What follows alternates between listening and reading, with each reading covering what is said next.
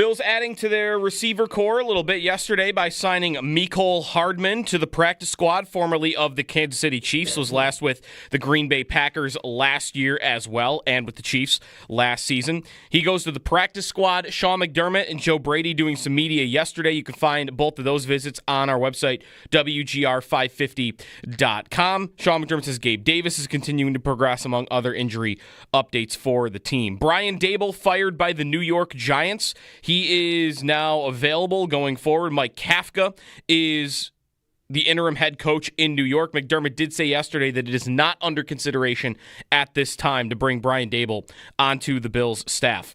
Monday Night Football, not many points. Philadelphia wins 10-7 over the Green Bay Packers. Green Bay had a 64-yard field goal at the end to tie it. That was partially blocked. Eagles go to 7-2. Green Bay 5-3-1 on the season. Sabres off today. They are back in action tomorrow, beginning their West Coast road trip. That's your Paddock Chevrolet Sports Update. Paddock Chevrolet celebrating 90 years of being your hometown dealership.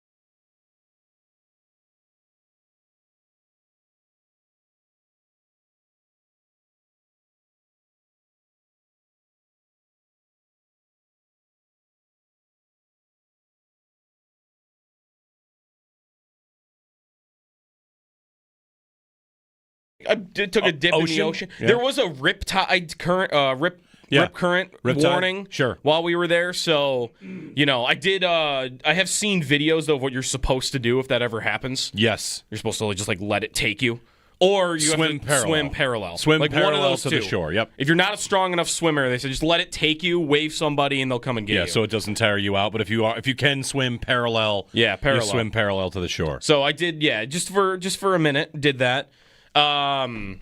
Beach bars and frozen drinks and laying out on the beach, reading, falling asleep while reading. Wow. You're listening to you guys a little bit. It was a great week. It was a great week on that front. I feel really everyone being Bills fans and logos, being the other people on the beach doing that with you was pretty cool. Yeah, that was really fun. I feel attacked right now at the concept of laying on a beach and drinking a frozen drink and falling asleep on the beach. It is 24. Is it 23 degrees? Was this supposed to happen? I don't know. It was supposed to snow this quick? It's 26. I did not have on my bingo card when I would get back, this is what it would look like. Yeah. I mean, it's not like it's never happened before, but I thought maybe we had another couple more mild days in the 50s or something. It's definitely early. I can remember getting into December and mid-December before it snows because, it's one of my, my rants that I like all the time is the Kenmore not parking on the street because of plows. Yeah. And it's not going to snow for a month. Yeah. Why are we doing this? That's when I lived in Kenmore. Anyway, and the assorted villages that make you get off the street overnight even though they're not going to plow. So anyway. Yeah. Elbow Room, by the way, is the greasiest place in America. I learned that on this trip, which is fine. You could tell what the vibe is going into that. Very packed place for a very small area. I did not see Mike McDaniel there. I did see the picture after the fact, though. Yes. So that was fun, too. Just all the beach bars really were just filled the whole time. Yeah, it's pretty great. It's pretty great. It's a great trip. I think is it better than the Nashville trip for me? I might not go that far with it, They're pretty close though. Which it's hard, one? It's very, very different. How about One is all music. One is the beach and the sand. Which one would you be more likely to do a second time? I think Miami. But am I bringing the football into that a little bit because or just I'm you so like going to Miami? Unsatisfied? I mean, Miami is part of that too. And really, when I say Miami, it's really Fort Lauderdale. Right. I really never went to Miami. The stadium's not even really in Miami, so you don't really ever go there. But still, like the Fort Lauderdale area, yeah, that's fantastic. Yep, I agree. Yeah, that'd be fun every single time. I like Nashville just fine. Yeah, I don't feel like I need to go back regularly. You know. It's a fun trip the first time you go, and I mean I don't know if I'll ever go back again to Nashville. Maybe a couple of years go by. I think it's because I went. What year is the game that Allen slips on fourth down? That's the one that I'm at. 2021. All right, maybe? so it's been 4 years now. A couple more years go by. Like I could see myself wanting to do the Nashville trip. Yeah, the Miami trip though just could be like an every year consideration if there isn't already a really good road game on the schedule, which I did already look for next year, like what I might want to do ahead of Miami. And there's a lot of good ones next year. Next year, there's a lot. Vegas. I'm not going to Miami next year. Green Bay, Vegas, Minnesota. Green Bay, just because they only go there once every 8 years. Mm-hmm. A little Wisconsin golf trip, maybe, if it's early in the year. Yep. That has some potential. I also feel insanely lucky that I got there and back without much flight travel, delays, and cancellations. And there are Bills fans still in Fort Lauderdale, I think, that got canceled flights. My mom is still there right now. That's nuts. Like, tough getting out of there. Yeah. 5:20 a.m. flight might have helped that a little bit. Really early. Well, welcome back. Yeah, the real feel is 17 degrees right now, and it's snowing-ish. Yeah. No, it's snowing. It's definitely snowing. Yeah, it's snowing. All right. Well, hey, it's cold, and it's supposed to warm up. Like, by the time we get to Sunday for the Bucs game, if you haven't looked at the forecast for Sunday, the high is 52, might rain a little bit, but game time temperature is about 50. It might be 50 and rainy, so it might not be that fun. We'll see. And then there's the football team. No. Anyway, good morning. So it's Jeremy and Joe. Joe's back from the Miami trip, and you did not see Mike McDaniel. How about – No. I've decided the weirdest part of Mike McDaniel now. We have a new weirdest thing about Mike McDaniel. Yeah. And it is his answer to whether or not that picture of him is a picture of him or AI. Okay, what did he say? We'll have to get the clip. I can't even – we have to get the clip for you. He kind of won't tell you. He won't confirm that it was him? Because the video looks fairly clear that it was him. He answers the question fully, and then everyone in the media room's like, so is it you or not? Right. And he says, I live around there, and AI is real. But he's kind of saying, or he's saying both things. Is it you or not? I think it is him, and he doesn't want to admit that it is him that drove by the elbow room to troll Bills fans, which if you did that, that's fine. I don't think there's a problem with that because we live in the age of, trolling and receipts and everything, and that's fine. That's right. But his answer on it was so weird that I do now think it is the weirdest thing about him. Anyway, he beat the Bills, so scoreboard for him. 803-0550 is our phone number. Today on the show, Lindy Ruff at 9 o'clock from Utah. While you were gone, the Sabres season. Like all the players are gone now? Yeah. That's basically what happened? I got a long list. They're all gone. Yeah, to talk about with Lindy. Like, hey, it's November 11th, and you're missing 30 players. And they're in last place. Yes, that's right, and they're in last place. They play Utah tomorrow, and then we'll have Howard pick the Bills coming up at 8:30 as well. So we'll see what he thinks about. I don't know if he went on a rant on his TV show last night, the Leading the Charge. He did it with Dom and Joe Biscaglia yesterday, so we'll see if Howard's how spicy he's feeling about everything. But he comes in and picks the Bills at 8:30. I feel like there's a natural progression today to decide, like, all right, does it all feel worse than it really is? However, I feel like I want to give you the chance because you haven't been here. Right. You missed the deadline. You missed Bean's explanation of the deadline. You weren't here to talk about the report of the Jalen Waddle trade that they did not pull the trigger on. And then, of course, the loss to Miami. So, there's stuff in there I don't want to just blow by without giving you a chance to just, air it out. Or make it my Monday, basically, a little bit. It's Monday for me a little bit while it's Tuesday for everybody else. It's Joe Football Monday. Yeah, it's my Football Monday. I mean, where do I want to start with it? I mean, because all of it, get to the Waddle part, like, the report I think is designed, am I wrong? Designed to make it feel like, hey guys, I tried. Don't like it's not my fault. I tried to get this player. I know we need this player. I went after it, but it's the division. I almost didn't. But the attached part that says that the Dolphins were willing to do it for a different year, first round pick, totally like neutralizes any thought that, oh no, guys, I tried. It's, wait, they were willing to do it. Don't tell me about in the press conference last week, and this was reported too, like, well, it's just hard to get teams to work with you in the division. Like, wait a minute, no, they were willing to work with you. They had a price. They were willing to trade you Jalen Waddle. At least that's what it sounds like. That which GM was willing to do what is the other piece of this, right? Because Chris Greer gets fired in the beginning of that week. Who was willing to do what? But it never sounds like they were never not willing to do anything. So just what's the difference? 2026 first-round pick versus 2027 first-round pick. I'll give you my best explanation on the difference. The difference is the GM doesn't want to have a year where he's missing 2 picks. He wanted to be down 1 pick in each of 2 years. That's my best explanation for what the difference between the years would be. And if that's the answer, like, I get it would be uncomfortable to go into a draft with just a second and then a fourth, but that is not enough value lost to get rid of the thing you need most. Because when I watched that game, not even just Waddle making the play on Hairston, but this offense, it reminds me of Kansas City the last 2 years a little bit, where maybe they've wanted to be more dynamic and they haven't been able to until this year. Like those last 2 years where, you know, Rice is getting injured and they're playing Mecole Hardman. They brought him back last year and put him on the field. Like they were just scraping by, what can we put out here that gets us any results passing the ball? And it occurred to me while watching that game on Sunday, like, you know what the Chiefs had the last 2 years when their passing offense wasn't working that they could always just rely upon? It was Kelsey was still there. They had Kelsey.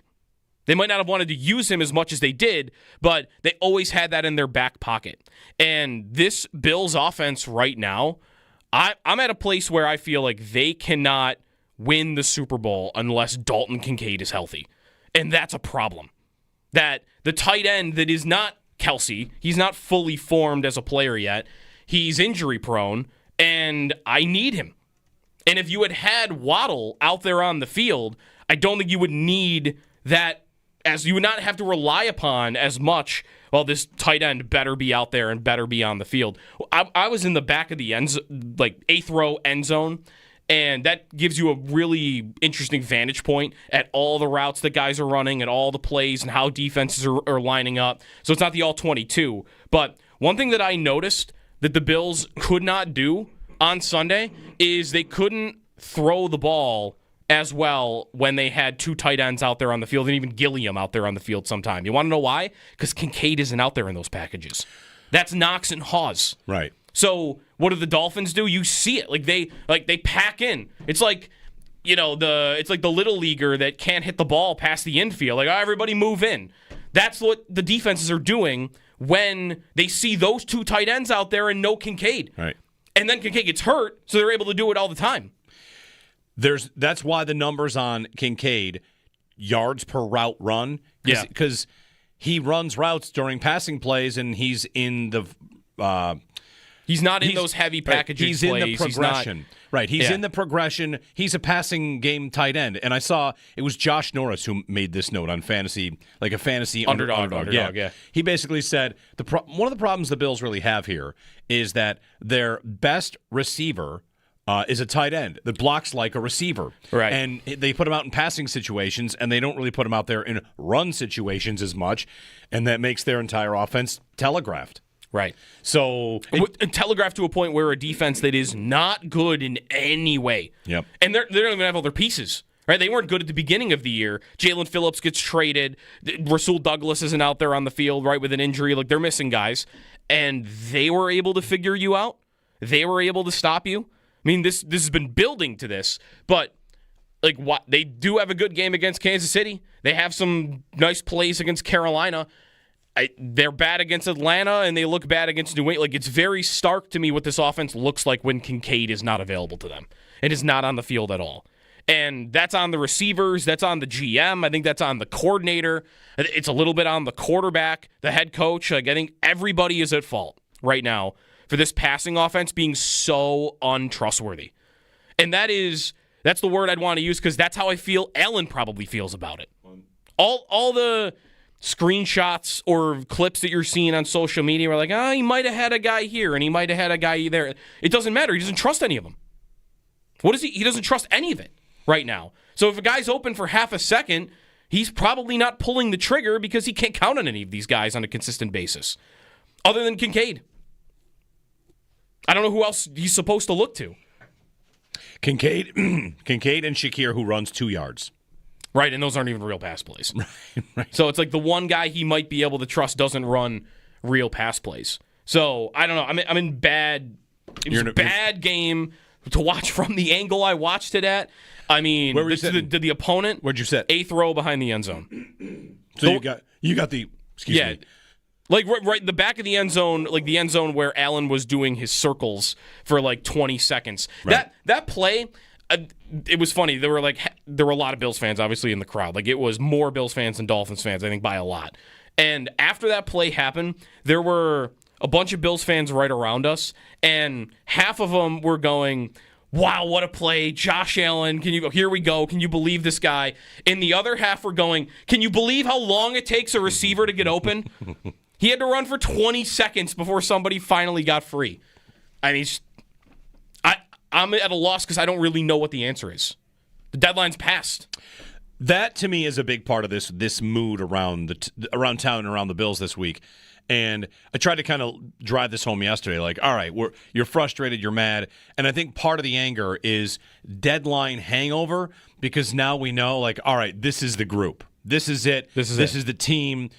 We didn't know Mecole Hardman would be a part of it, but he's on the practice squad now. Okay. No. But this is the group. The roster is the roster, and the injuries have played a major part here. I have a Twitter poll up about how bad things are. How is everything with the Bills? One day later, you slept on it. Is it bad? Is it not that bad? Or is it totally fine? So you can kind of check in if you've come back a little bit off of the loss to the Dolphins.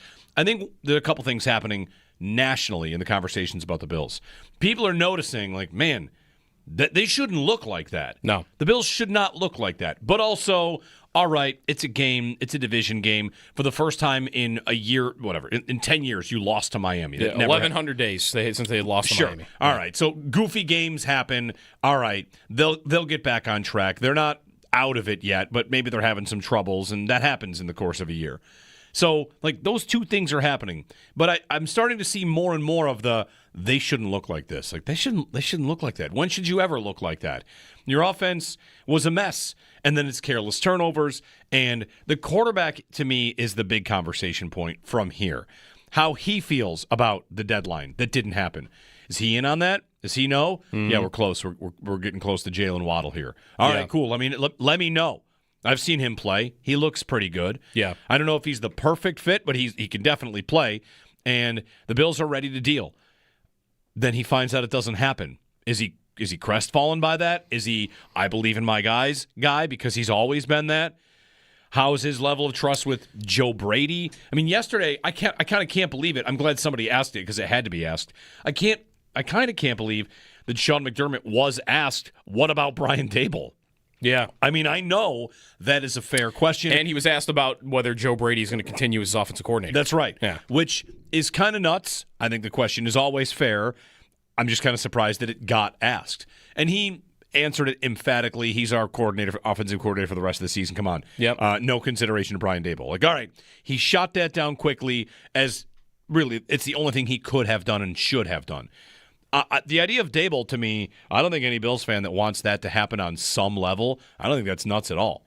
We're kind of right back where we were at the Ken Dorsey inflection point, where it's a little bit about the offense, but it's a lot more like, man, the quarterback looks like he's miserable. And we're how many weeks removed from Allen saying that his grandmother told him to smile? Like not long ago. 3 weeks? It's like 2-3 weeks ago. Yeah. In my group chat with a couple of buddies, like when that happened, we kind of joked like, uh-oh, it's over. Like he's already too far up there in the head thinking about trying to have fun. And we've all got our theories about like the battle for Josh Allen's soul that we do every once in a while. Yep. And we're right back there where he's afraid to throw. He doesn't like things he sees. There are plays where he turns things down. There's also just flat out bad throws. He had a couple of bad throws in this game. Is the pick that Knox is in the area of in the end zone a bad throw? He's maybe going for Shavers there. He is going for Shavers. Like whoever he's going for, it's probably a bad throw. Yeah, Joe Marino said that's on Shavers. That's a play that's I watched Joe's All 22 review, and he said it's a well-designed play. Shavers supposed to get open, but your receiver doesn't get open fast enough, and they send a blitz.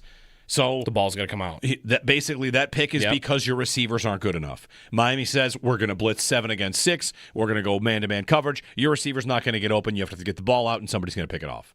Like that's on the receiver's interception. So like you've got a lot going on, and whether or not they have the answers, we'll see. Well, the only change that I wonder if they get to at any point here, because one thing that maybe the Daboll question and the Brady question were surprising yesterday in McDermott's press conference. I was not surprised by the way he answered either question.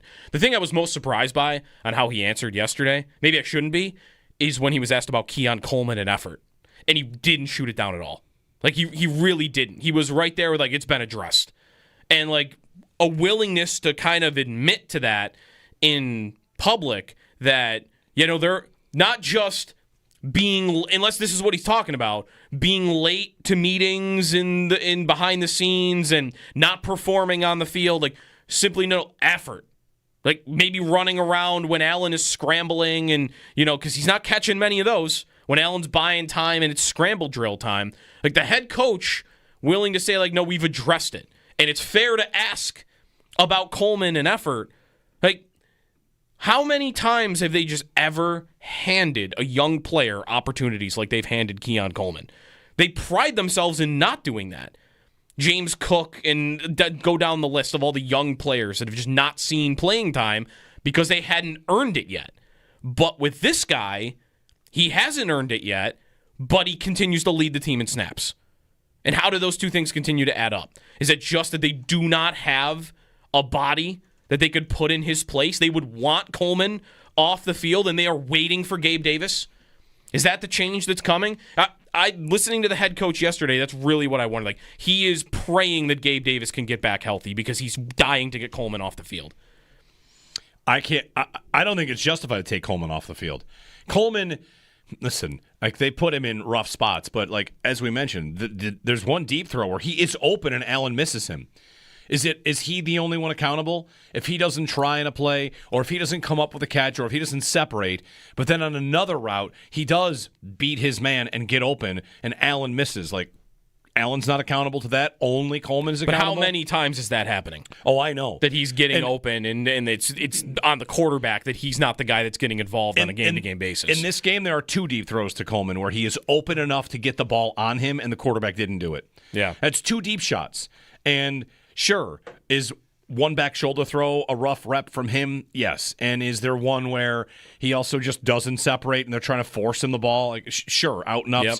But I almost feel like we are getting at the point where it's almost like Coleman is being scapegoated for the other problems. Because, of course, scheme problems, no Kincaid. I've got a blocking tight end out there running my seam routes, and Jackson Hall's been a nice player so far. Tyrell Shavers is my other outside receiver because Palmer is injured. Like, I've got a lot going on. The quarterback's got happy feet. He's not seeing things. He's not trusting things. And without saying, like, I'm not putting zero blame on Coleman for what's happening. I just think he is exactly what they thought he is, and they're mad about it. Well, no, I don't think. Sorry, he's what we thought he was. He's exactly what everyone thought he was. Yes. And they're mad about that. Right. Like, how come this isn't working? Right. Where's my basketball above the rim player? Like, well, those are always low percentage plays, and you're mad that this kid, and he's a kid, he's young, and he's probably catching too much, and you start him where he shouldn't. You play him out of position. Like, there's so much going on with that, and they're mad about that. Isn't that part of isn't that the opposite the approach, though, that they always take to developing a young player? Is, hey, if there's too much on his plate and he's not up to handling it all, we're not going to put it all on his plate. We're going to put it on somebody else. And with this guy, it's not that approach at all. It is, feed him to the wolves. Right. And he's probably not capable of it. But he certainly doesn't play like a big body bully receiver they think he is. No. Like, I mean, maybe this is wrong. I wonder if he is dragging down the entire offense. Because it's just somebody you just don't have to pay attention to if you're a defense. They have got practice squad corners on him the entire game. In his pocket. And they're, in most plays, there's no threat. And this is not, who was the Atlanta corner that had him locked up all day? A.J. Terrell? It's not A.J. Terrell. It's guys you've never heard of that are not having a problem with him. 803-0550, 1-888-550-2550 to join us. Jeremy and Joe will get your calls in. Howard picks the Bills. Plenty more along the way. I'm sunburned if I didn't mention it. You got a sunburn too? I can't. This is not a complaint I should really make to everybody. I was sunburned by Thursday. Yeah. If you talk too much about the sun, I'm going to submit for next week off at 10 a.m., and I'm just going to go somewhere where it's warm. Yeah. 85 and sunny all week. It's also we're going to lead to a conversation with my wife. All of our vacations, we always go to cold places. We're going skiing in February. Like Colorado. Yeah, we're in Colorado. Yeah. We're Alaska. Haven't you been to Alaska? I've been to Alaska. Yes. Yeah. It's time to go somewhere warm. Yeah, where's the Key West trip? I know. Actually, we have done that a couple times. 803-0550. All right, your calls. Is it that bad? And what can change from here? And the Brian Daboll conversation, I know they shot it down. I don't think it's going away, and I think there's a long-term conversation about it for sure. So, join us here. It's Buffalo Bills Tuesday. Lindy Ruff at 9, Howard picks the Bills at 8:30, 803-0550 on WGR.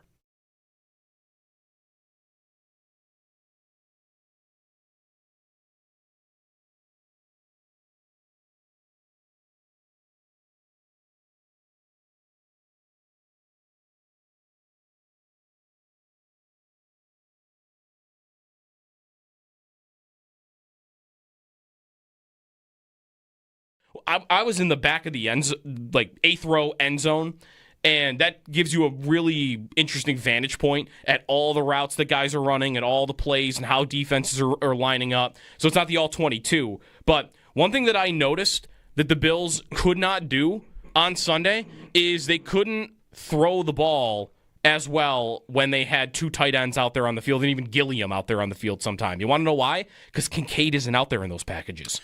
That's Knox and Hawes. Right. So what do the Dolphins do? You see it. They pack in. It's like, it's like the little leaguer that can't hit the ball past the infield. Like, everybody move in. That's what the defenses are doing when they see those two tight ends out there and no Kincaid. Right. And then Kincaid gets hurt, so they're able to do it all the time. That's why the numbers on Kincaid, yards per route run, because he runs routes during passing plays, and he's in the he's not in those heavy packaging plays. He's in the progression. He's in the progression. He's a passing game tight end. And I saw it was Josh Norris who made this note on fantasy, like a fantasy underdog. Yeah. He basically said one of the problems the Bills really have here is that their best receiver is a tight end that blocks like a receiver. Right. And they put him out in passing situations, and they don't really put him out there in run situations as much, and that makes their entire offense telegraphed. Right.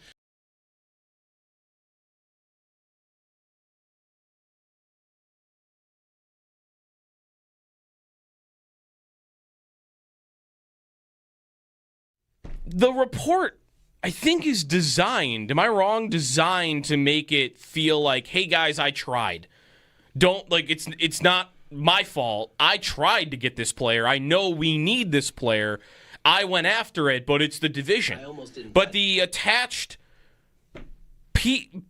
part that says that the Dolphins were willing to do it for a different year, first-round pick, totally neutralizes any thought that, oh, no, guys, I tried. It's, wait, they were willing to do it. Don't tell me about in the press conference last week, and this was reported too, it's just hard to get teams to work with you in the division.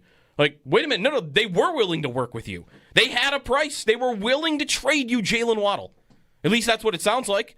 That which GM was willing to do what is the other piece of this, right? Because Chris Greer gets fired in the beginning of that week. Who was willing to do what? But it never sounds like they were never not willing to do anything. So just what's the difference? 2026 first-round pick versus 2027 first-round pick. I'll give you my best explanation on the difference. The difference is the GM doesn't want to have a year where he's missing 2 picks. He wanted to be down 1 pick in each of 2 years. That's my best explanation for what the difference between the years would be. And if that's the answer, I get it would be uncomfortable to go into a draft with just a second and then a fourth, but that is not enough value lost to get rid of the thing you need most.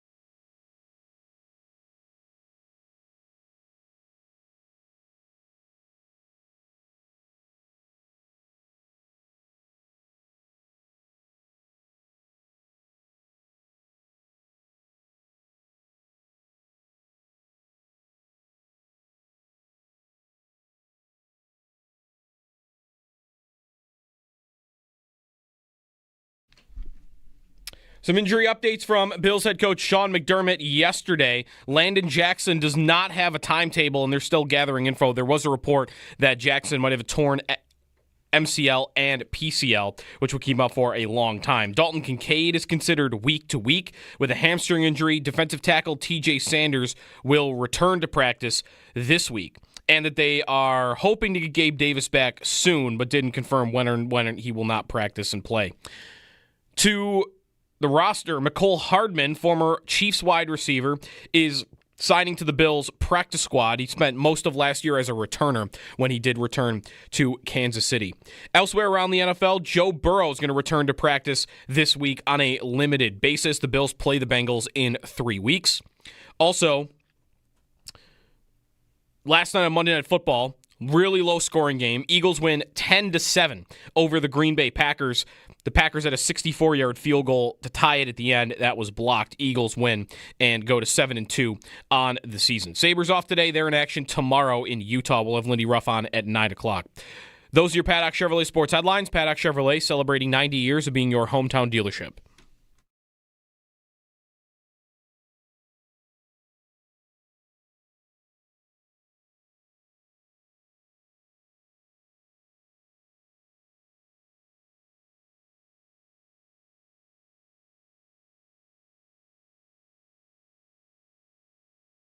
The good old days, the throwbacks of yore, where you could trust, the internet and the images, because that is pretty detailed. I do live in that area, but I mean, AI, right? Was that you? I live in that area. AI is real. That's what I got for you. Just say yes, man. It's you. Just say yes. Mike McDaniel, who drove by the Elbow Room. Do people go to the Elbow Room after the game too? Not as many Bills fans. Okay. That's what was kind of interesting to me, because he went after the game, and when we were driving by Elbow Room, it seemed like there weren't many Bills fans there. Right. That they had gone somewhere else. 803-0550. For one. How bad is it? You can give us a ring just to give you a funny little note here. We've got a couple tweets in already. Is there a scenario where Allen doesn't want to be in Buffalo? They turned Allen into a game manager, things that you've heard a little bit. I've got one group chat where one of my buddies is convinced that Sean McVay is just going to poach Allen in 3 years. He's gone. Really? Yep. He's gone. I don't think we have to get there. Yesterday, Joe, we got a couple calls on Buffalo Bills Football Monday about he's going to want out. He's going to get out of here. I just don't think we have to consider stuff like that. I don't think about it. I don't fear it. Is part of the McVay thing that he now has a wife that works in Hollywood? Because everyone thought for years Ryan Miller was going to go to California because he had an actress wife. And he did. He did end up going to Hollywood eventually. He did. He played for Anaheim. Yeah, that's close. Late in his career, but he did get there. Right. I'm not worried about that. I'm not worried about that right now. It's actually... No, I'm not worried about that right now. 803-0550, our phone number. Let's get some calls in. How bad is it? I do think that, again... The nonstop receiver conversation, I want to just talk about something else for a little while because the receiver conversation will, of course, be here throughout the year and into the offseason and whatever.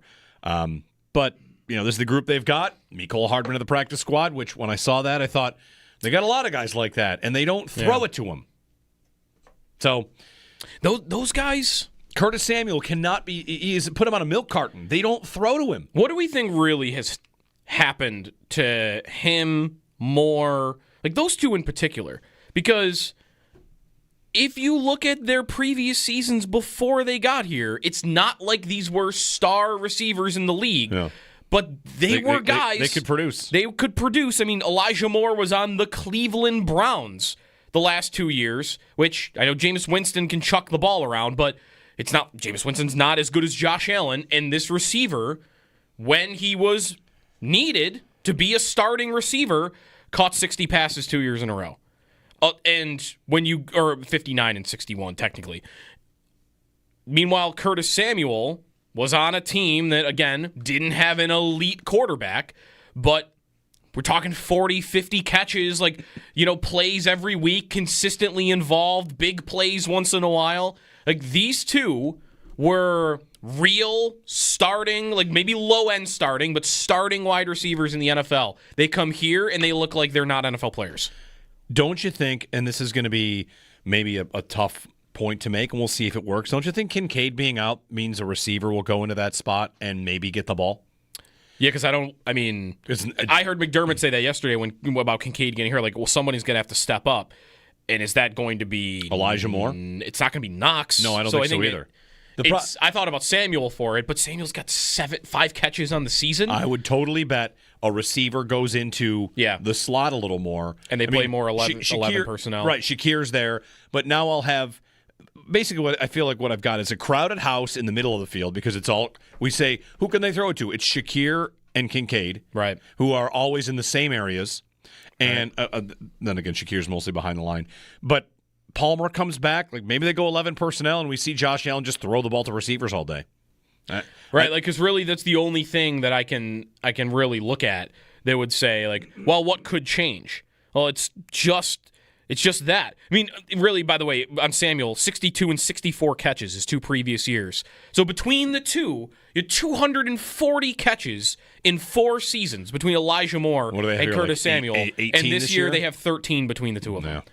I mean, it's just not happening at all. So, it would have to be those two because who else is it going to be? It's not going to be Tyrell Shavers, is it? No. Louis in Toronto. Hey, Louis. Yeah. Or Ontario. My call. Yeah, it's okay. Listen, you know what? You guys are bang on. And I'll tell you something. Having to listen to you guys and your knowledge of the game, it's Joe Brady. Joe Brady is the damn problem in this offense. You know what? I don't know what the hell happened. You guys made an excellent point. These receivers were not superstar receivers. I get it. But they caught passes on other teams with less quarterbacks. What is going on with Joe Brady? Let's get this guy out of here. I'm tired of it. And I'll tell you another thing. I hate to harp on the receiver thing, but I am. Brandon Beane, your shine is starting to wear off. I'm sorry. You seen our situation, and you know what? You had a chance to pick up somebody in the trade, okay? Whether it's offense or defense. You did nothing. And then you say you can't, 2027 first round pick, if this is true, we could have had it for a 2026. I'm talking about Waddle from Miami. What are you thinking? You know what? These guys better be careful, because I'll tell you something, their heads are going to roll. And I'm not guaranteeing this team makes the playoffs. They should. Don't get me wrong. They should. But I'll tell you something. Right now, we're skating on thin ice, no pun intended. And people better start smartening up in this organization, because this team's going to potentially miss the playoffs. I'm sorry, guys, but that's how I feel. Yeah. Thanks, Louis. I don't think you have any, and I mean this, any worries about them missing the playoffs. You should have none. It did maybe get a little harder if Joe Burrow comes back, but Cleveland is toast. How far back is Cincinnati? 3 games, though, from you? They're 2 games back of Pittsburgh, and all they have to do is stay alive. The Bills' playoff chances right now, the updated New York Times, is 88%. Yep. And, listen, give them wins against teams that I think they should absolutely expect to beat, and I've got 4 more wins I'll easily find. 88%? What's their odds of winning the division? Give me that in a second. Okay. If they just beat the Steelers, Bengals, Browns, and Jets, and yes, I'm including the Steelers in that group, they are 99% to make the playoffs. That's with no wins against Tampa, Houston, Philly, the Patriots, the Eagles. Yes, they're going to make the playoffs. They could lose this week, and I'm still going to come in on Monday and say they're going to make the playoffs. What I was going to ask is, the reason I asked for the division, is it odds-wise close right now? That are odds to miss the playoffs versus win the division? Okay, right now, because to miss the playoffs is 12%. Yep. To win the division is 15%. So almost the same. Almost the same. Even as bad, your poll, I don't know how many people are going to answer bad. As bad as you might think it is, I don't think there are many Bills fans that would think it is about as likely for them to miss the playoffs as win the division. Or am I off? I don't know. It's good. That's what's more likely right now. You put a poll up. You should put a poll up on that. What's more likely? They win the division? Because how would win the division now? They did do this a couple years ago. Yeah, I think it's more likely they win the division than miss the playoffs. I'll still sit right there. The reason I don't think they're going to win the division, though, like they did 2 years ago when they came back against Miami, is because it's not Miami. Right, it's a little different. It's not Miami. It's a different quarterback. It's a different coach. Easier schedule. That's right. It's an easier. It's different. I think New England might have. I mean, I've been expecting them to have the game that the Bills just had, where just everything goes wrong. Right, against a bad team. Yeah, you have a bad day. You're a young team. All right, that's going to happen. 803-0550 and 1-888-550-2550. And real quickly on Brady, I yesterday was tweeting about Daboll too. I don't think all the Brady talk though. I think is mostly replacing him is reserved for after the year. They are not firing him in the middle of the season. I mean, and McDermott said it yesterday. I just cannot see a scenario. How bad could it get? Could it get bad enough? I don't think so. Where he could get fired in the year. I think you had a poll yesterday about, do you want him back next year? To me, that is more about the Brady conversation and replacing him, or does he get another job? It's for 2026 more than it is for right now. I think he is your play caller. McDermott got asked that question too yesterday. What lever do you pull if you decide he's not going to be capable of calling plays for you? There isn't one. There's you no lever. You want McDermott to call offensive plays? Right, there's no lever. The lever would be Aaron Cromer or Ronald Curry start collaborating on the offense. But there's no lever. Unless the same McDermott way. did do it, because you have seen some defensive coaches do that in the past. Call but plays? It's very rare. I would.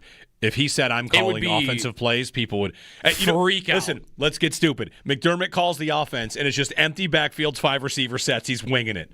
Wait a minute. That would be hilarious. That's who this guy's been the whole time? I had no idea. That'd be hilarious. 803-0550. All right, if you're on hold, stick with us. We'll get more of your calls in. We're pretty much wide open, talking about the Bills and where they are. We'll get some, takes from around the world, because people are starting to notice things don't look right here. I did, however, get my, Joe, it's part of the stages of grief on watching your offense fall apart. I did get my someone defending them because their EPA per play is actually still really good. Okay, yeah. We're back to the Ken Dorsey. Wait a minute. That was the Dorsey argument. What about the EPA per play? It is still good. Right. Because you have Josh Allen. Right. And a really good run game. Anyway, it was not so good against the Dolphins. 803-0550. How bad is it? I'm clicking on that poll. Not that bad. It's not that bad. It's not totally fine. It's not bad. I'm in the middle. I'm in the not that bad, which, by the way, is in the minority. Bad is dominating this poll. That's what I clicked on. Bad is dominating. I'm on not that bad. Don't tell me I'm too negative out there as you tweet me all day. Anyway, 803-0550. Not that bad, but it's not fine. It's Jeremy and Joe here in WGR.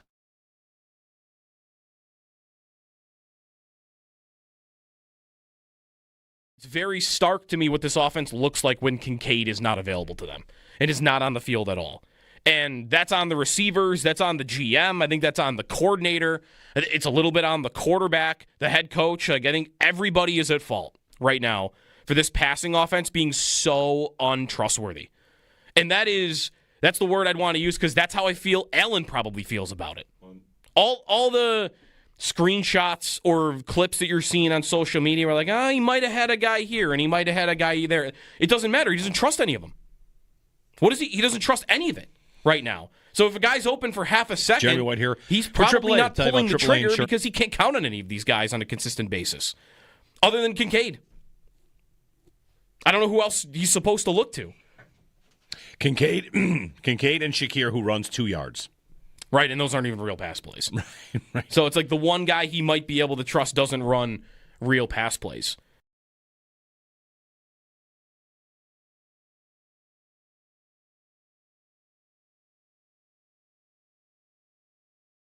I was in the back of the eighth row end zone, and that gives you a really interesting vantage point at all the routes that guys are running and all the plays and how defenses are lining up. So it's not the all 22, but one thing that I noticed that the Bills could not do on Sunday is they couldn't throw the ball as well when they had 2 tight ends out there on the field and even Gilliam out there on the field sometime. You want to know why? Because Kincaid isn't out there in those packages.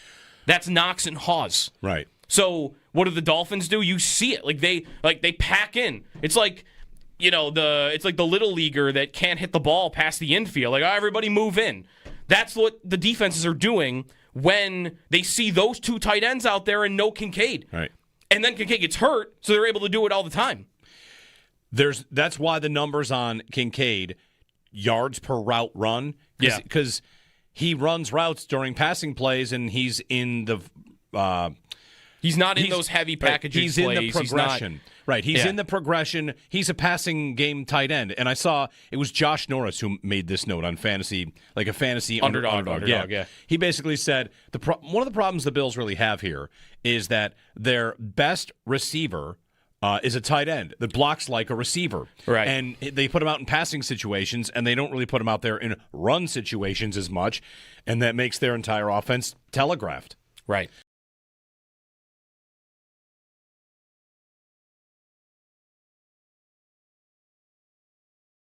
The report, I think, is designed, am I wrong, designed to make it feel like, hey, guys, I tried. It's not my fault. I tried to get this player. I know we need this player. I went after it, but it's the division. I almost didn't. But the attached part that says that the Dolphins were willing to do it for a different year, first-round pick, totally neutralizes any thought that, oh, no, guys, I tried. It's, wait, they were willing to do it. Don't tell me about in the press conference last week, and this was reported too, well, it's just hard to get teams to work with you in the division. Wait a minute. No, they were willing to work with you. They had a price. They were willing to trade you Jalen Waddle. At least that's what it sounds like. That which GM was willing to do what is the other piece of this, right? Because Chris Greer gets fired in the beginning of that week. Who was willing to do what? But it never sounds like they were never not willing to do anything. So just what's the difference? 2026 first-round pick versus 2027 first-round pick. I'll give you my best explanation on the difference. The difference is the GM doesn't want to have a year where he's missing 2 picks. He wanted to be down 1 pick in each of 2 years. That's my best explanation for what the difference between the years would be. And if that's the answer, I get it would be uncomfortable to go into a draft with just a second and then a fourth, but that is not enough value lost to get rid of the thing you need most.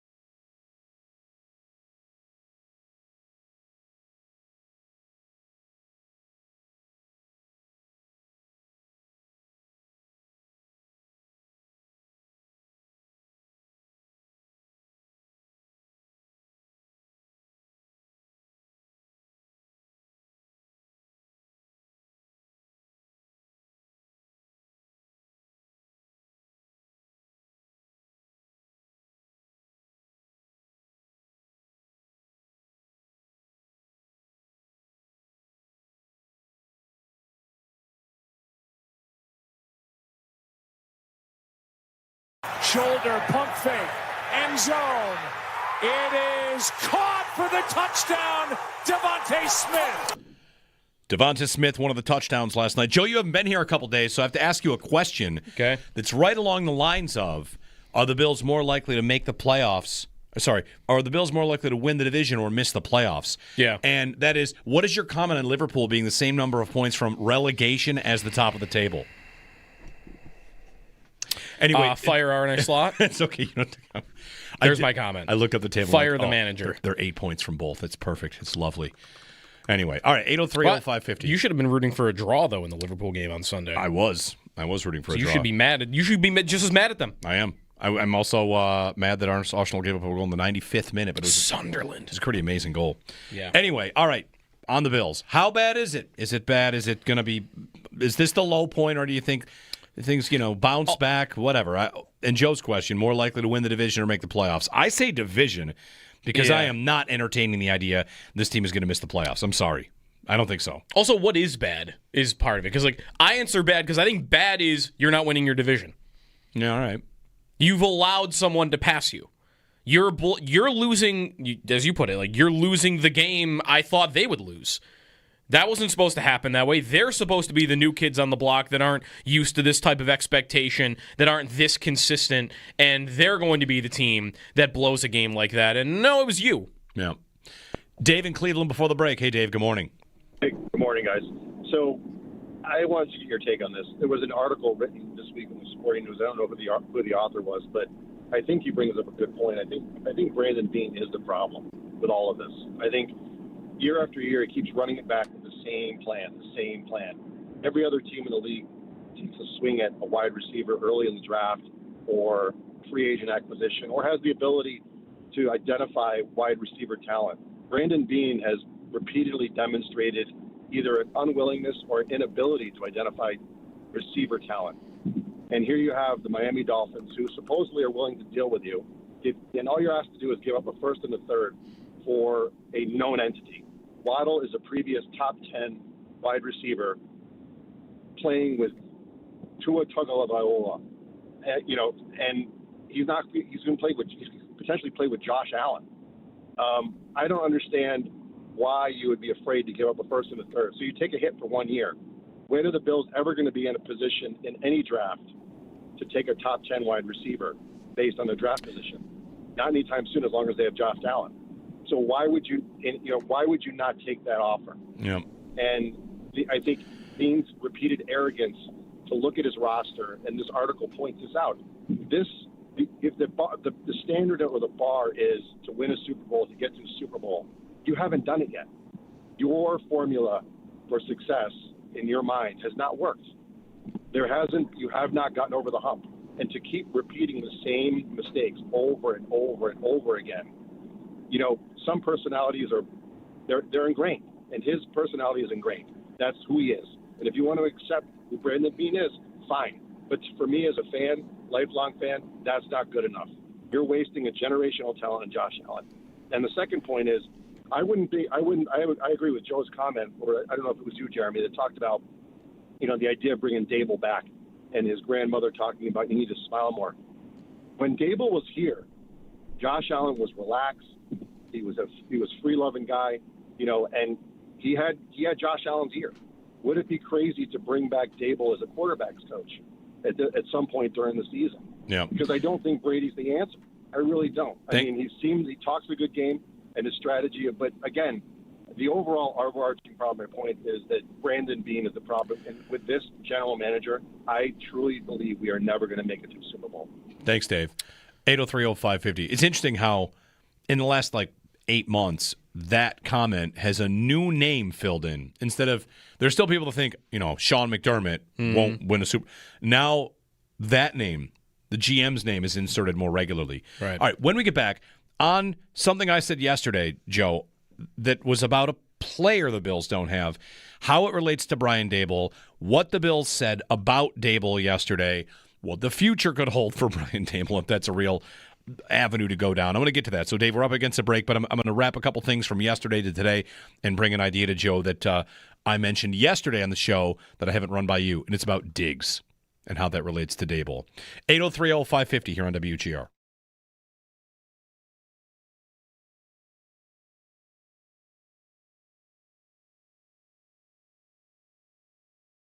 I was in the back of the eighth row end zone, and that gives you a really interesting vantage point at all the routes that guys are running and all the plays and how defenses are lining up. So it's not the all 22. But one thing that I noticed that the Bills could not do on Sunday is they couldn't throw the ball as well when they had two tight ends out there on the field and even Gilliam out there on the field sometime. You want to know why? Because Kincaid isn't out there in those packages. That's Knox and Hawes. Right. So what do the Dolphins do? You see it. They pack in. It's like, it's like the little leaguer that can't hit the ball past the infield. Like, everybody move in. That's what the defenses are doing when they see those two tight ends out there and no Kincaid. Right. And then Kincaid gets hurt, so they're able to do it all the time. That's why the numbers on Kincaid, yards per route run, because he runs routes during passing plays, and he's in the he's not in those heavy packaging plays. He's in the progression.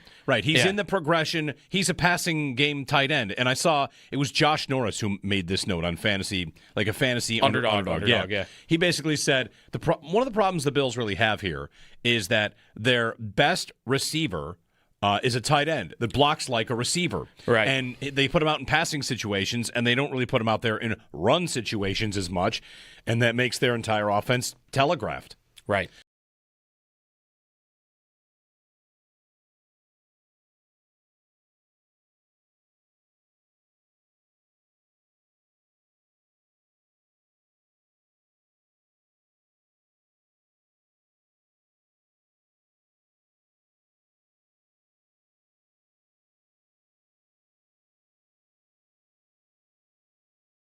Listening to the head coach yesterday, that's really what I wanted. Like, he is praying that Gabe Davis can get back healthy because he's dying to get Coleman off the field.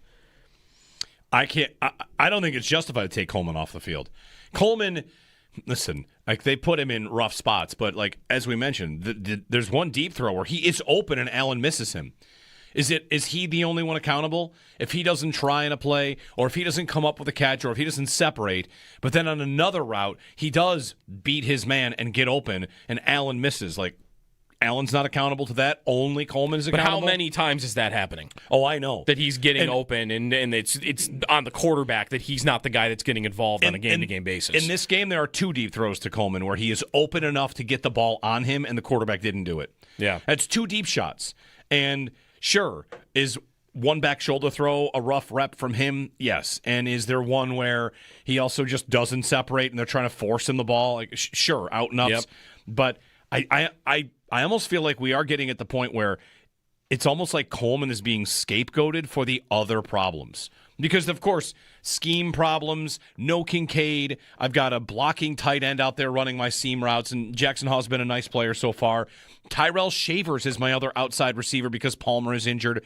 Like, I've got a lot going on. The quarterback's got happy feet. He's not seeing things. He's not trusting things. And without saying, like, I'm not putting zero blame on Coleman for what's happening. I just think he is exactly what they thought he is, and they're mad about it. Well, no, I don't think. Sorry, he's what we thought he was. What we thought he's he was. exactly what everyone thought he was. Yes. And they're mad about that. Right. Like, how come this isn't working?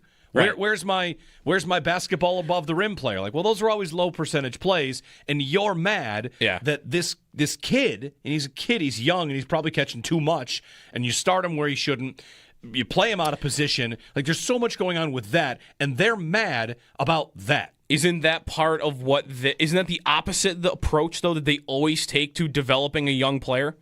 Is, hey, if there's too much on his plate and he's not up to handling it all, we're not going to put it all on his plate. We're going to put it on somebody else.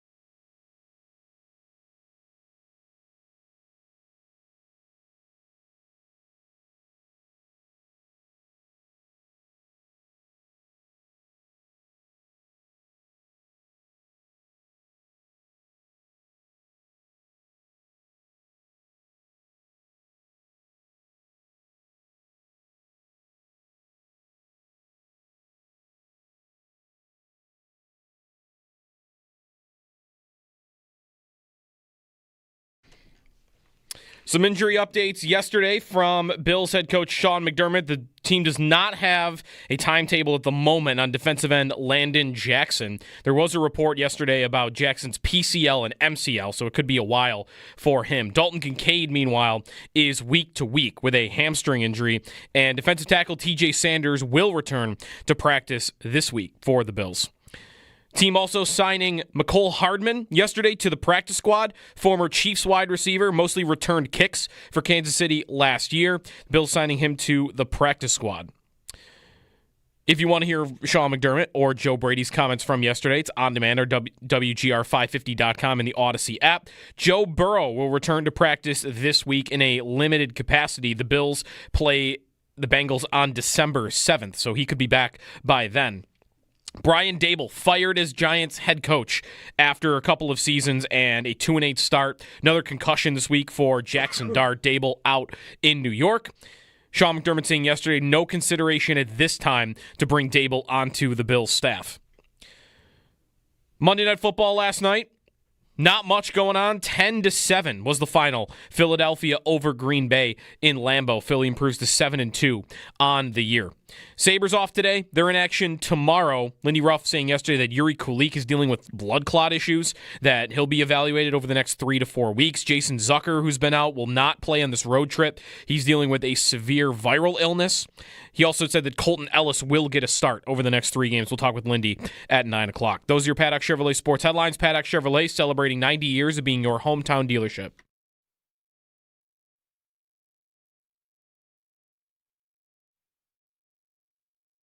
Yeah, no, I understand why you're asking that. Brian's a great coach. It's unfortunate to see that happen to him.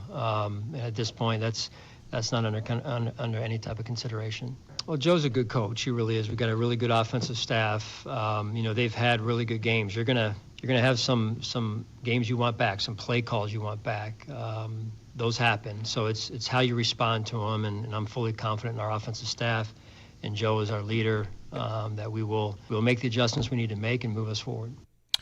Sean McDermott yesterday addressing the Brian Daboll dismissal by the Giants and Joe Brady as their offensive coordinator. Not a surprise to hear him say that Joe Brady remains the offensive coordinator. Of course, like at the end of the year, that will be a conversation. What happens there? Yeah. But, they've had a good offense, and I do wonder about the Bills and Allen and Brady, because while things maybe don't look great right now, if you're Josh Allen, you'd probably have a lot of appreciation for Brian Daboll for the time you had together earlier in your career.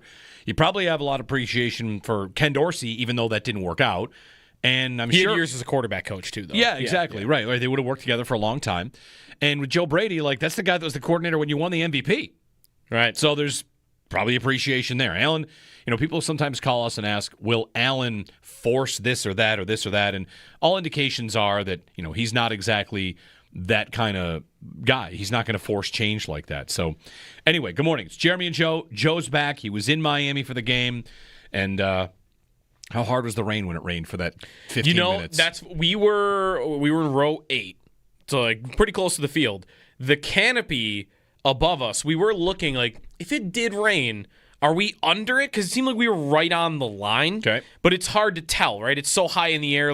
Does it actually stretch over top of you or not? It did not. We did get rained on. We thought for a minute, okay, maybe we are actually protected. And then we realized if we had been 4 rows further back, 5 rows further back, that we might have been pretty dry. But we were just, I think. Gotcha. So we did get rained on a little bit, but it was about halftime, so it wasn't that bad. We also were not in the sun, which could have been worse. A lot of Bills fans were in the sun the whole game, and the real feel in the shade. These weather apps will tell you what the real feel in the shade was 90. Okay, so it was hot. So being in the sun, I don't think we could have done it. Credit to the people that did that, because that would have been horrible, I thought. Would 98 have been the real feel in the sun? Maybe more. It was hot. We'll get some calls in a minute here. 803-0550. Couple things from the game that kind of sneak under the radar, because they lose 30-13. It doesn't feel like a close game. In closer games, maybe we key in on stuff. The end of the first half, when they run the ball. Run it down. And why do they do that? Probably because it's raining. Probably because they just basically got a good look to Dalton Kincaid. It slips through his arms. He takes his gloves off and tries to body catch the ball, and that's an incompletion. Now it's third down. Like, all right, well, let's run the ball and get to halftime because stop the bleeding, come back and win in the second half. So anyway, that's one thing. There was a challenge where McDermott didn't challenge a completed pass because the replay probably came in late. You know, like there are these small things along the way. There was the 4th and 1 on the first drive, but they were really, what were they on? They were like backed up on their own. They were inside their own 40, but for 34. If you want to do that, the Ben Baldwin charts said that was a strong go for it. 4th and 1, go for it.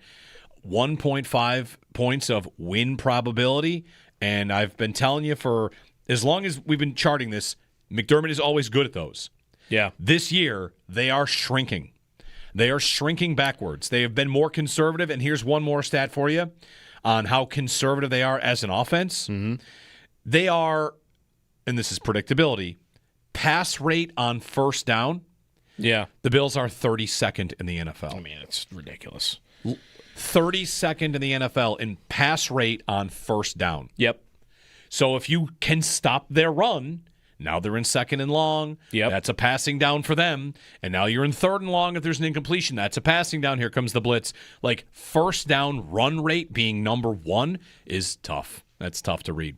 803-0550. All right, quickly on my thing from yesterday that I feel like applies to today. So at the risk of sounding like a hot take artist, which I don't think I tend to be or try to be too often, yesterday I just kind of pointed out, like, watching the Bills and the Patriots go in their different directions and watching what Diggs did for the Bills when he came here and what Diggs is doing for New England now. Forget about how it fizzles or fireworks and explodes. Fine. He is, as maybe the kids like to say, a lot of people like to say, he's a dog. Mm-hmm. And he gives the impression of a person that will step over your body to beat you, right? Like he's gonna do whatever it takes to win. Yep.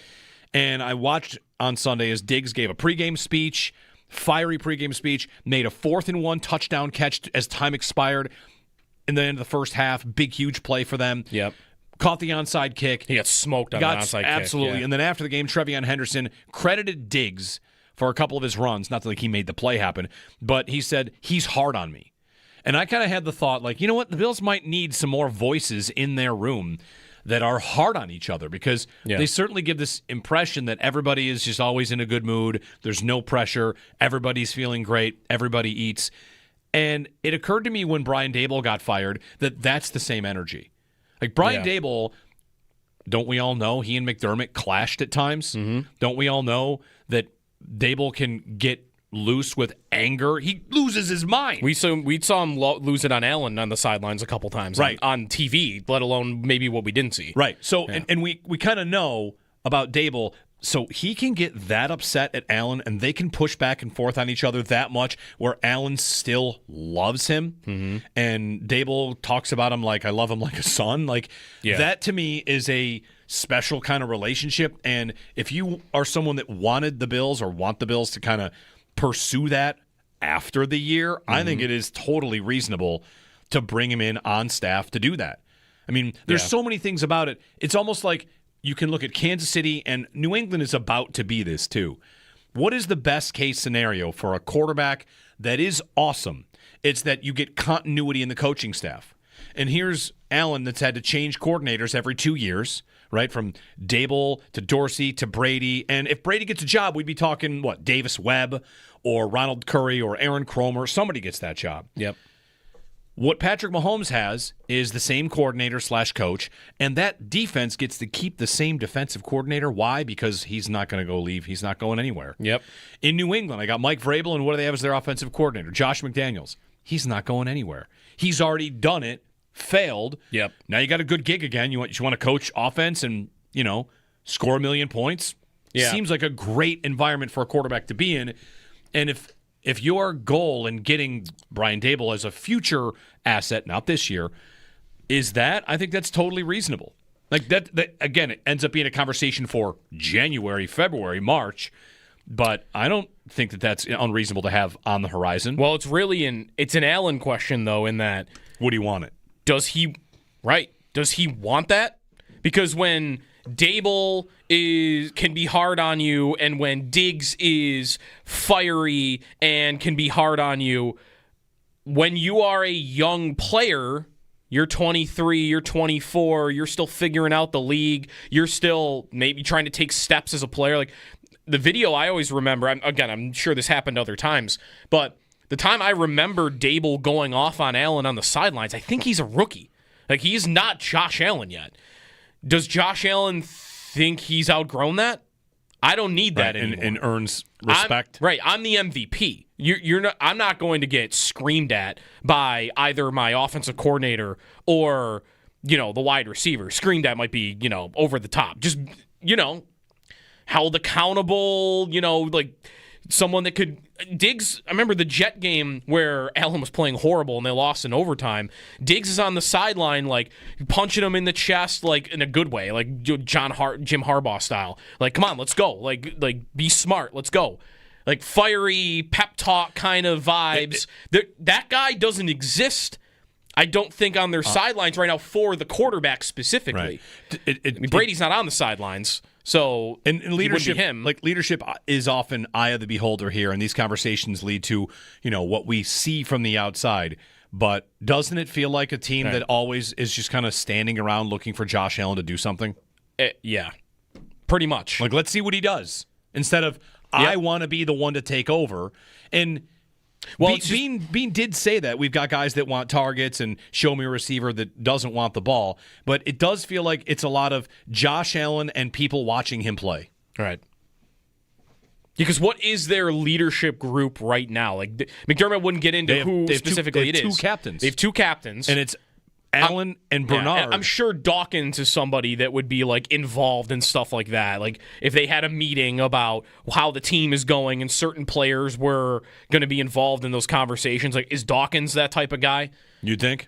He's so positive and an amazing person in the community, like off the field. He never really comes off as what we're really talking about here. Like, the guy, does he? Against other teams. Against other teams. He shows how mad he gets, and I feel like... he tries to fight the Jets. That's right. So, and he'll try to fight the Panthers.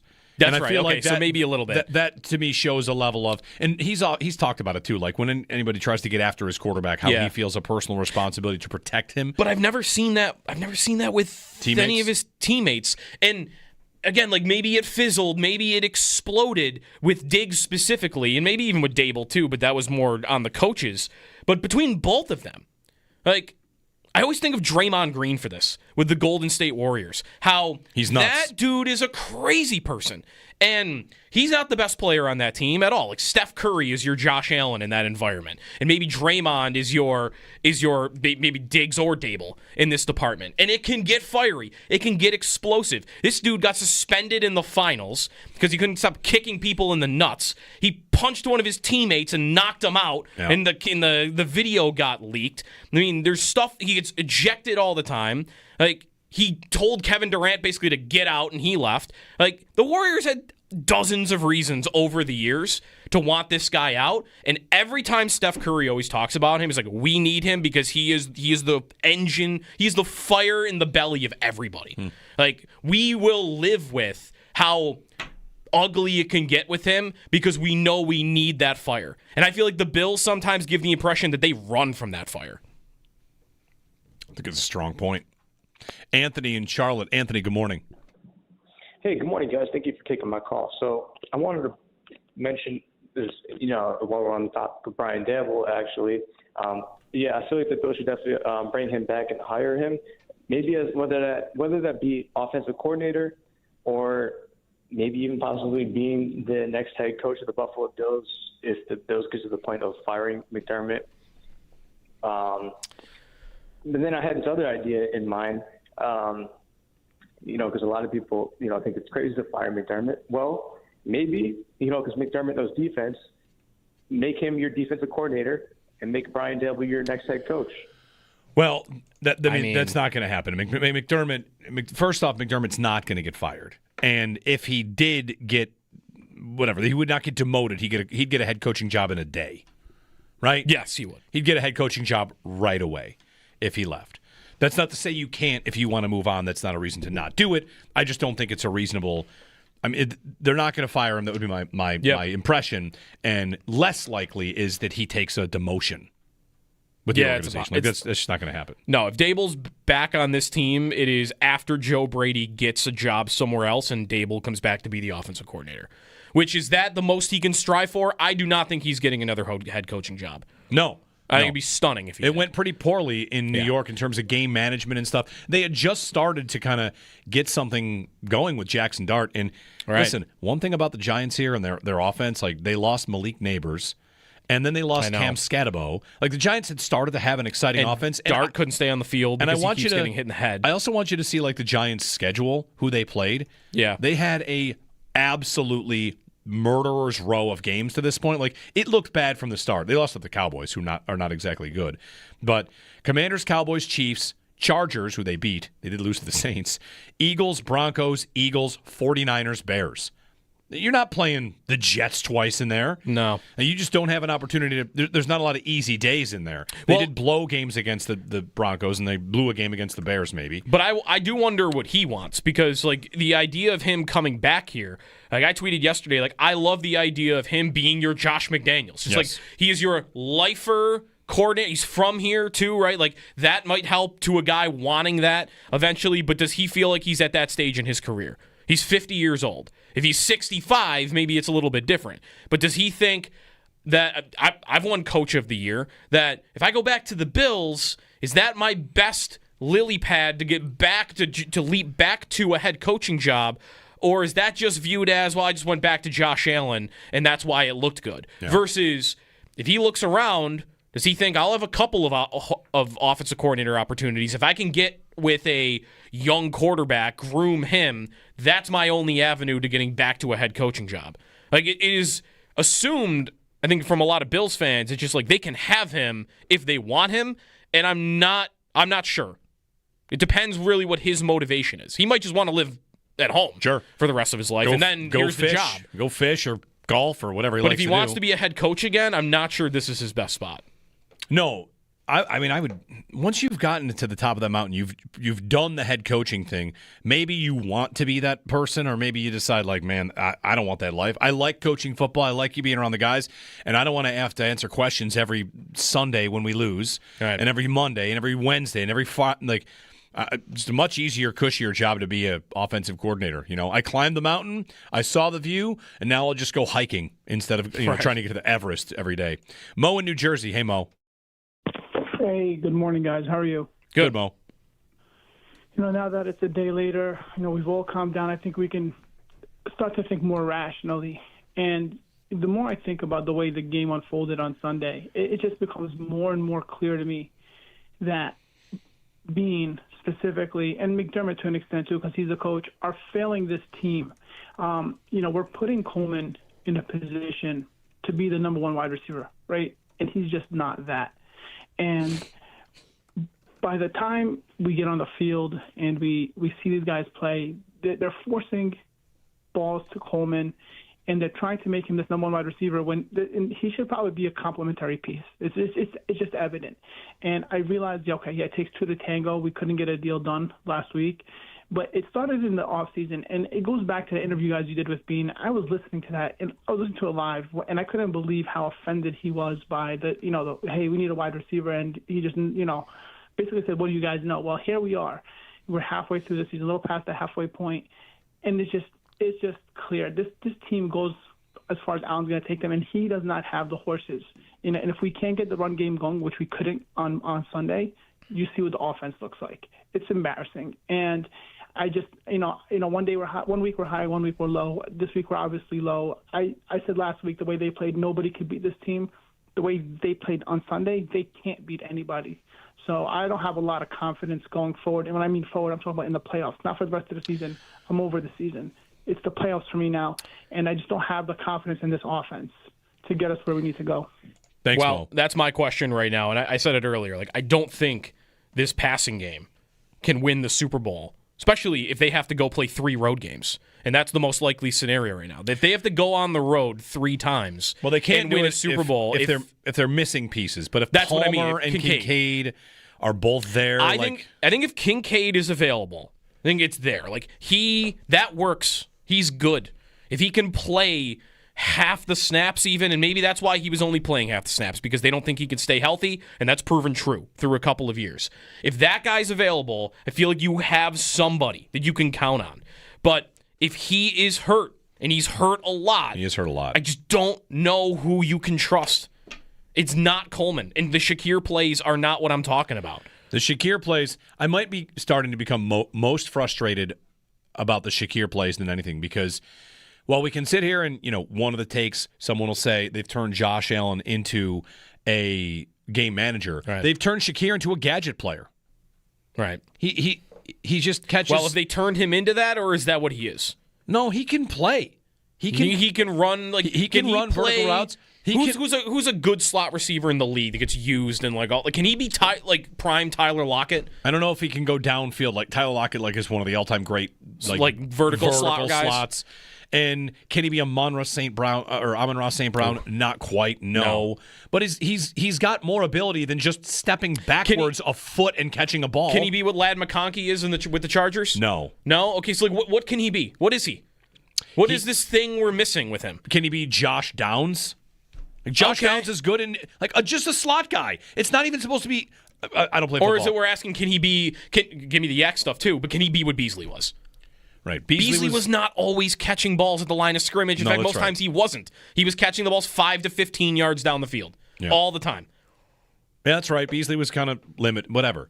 I don't know. That's kind of what Josh Downs is a little bit. I just feel like we talk about how they're the number one in the NFL running on first down. They're already a run-heavy team. And if you just treat all of their screens as runs, their run-to-pass ratio might start to get obnoxious if you looked at it. Really, unless they're losing a game, they almost don't get any reps throwing the ball down the field because they run, and if they get a good game script, they're just going to run the ball and throw screens. And, Shakir averages 9 yards a catch on those. That's great. And again, I think the league is on to you. Maybe the Shakir plays were working really well last year, and even once in a while now, they're going to work. I mean, this year, he's not that much higher than Coleman is in yards per target. It's not like it's that much more efficient. But the league is catching on. That's what I saw Miami doing. Teams are just going to pack around the line of scrimmage. We'll put their corners on an island because we're not afraid of you beating us over the top. So this is where I wonder if Coleman could be dragging them down a little bit, is not respecting him as a threat down the field and on the outside. If I'm a defense, I'm packing everybody in within 5 to 10 yards. Well, my safeties are going to come up at the sticks. My linebackers are going to move up. And I'm going to say, it's not even just packing in to stop the run. It's, I'm just going to have everybody around the line of scrimmage because I know that's where a lot of your passes go. Right. Some of the all-22. And that makes it harder on Shakir. It makes it harder on everybody. Some of the all-22 about Coleman, he did get behind the Dolphins' defense a couple times. Why is that? Because until he actually hits a couple of those, these teams are going to just bet. They don't have to worry about it. And that means that their safeties can just, fire on the run. Don't worry about it. They singled him up against a fourth-string nickel cornerback. Right. And he got burned once, but, we'll take our chances. But it wasn't an all-day, It's take our chances with him.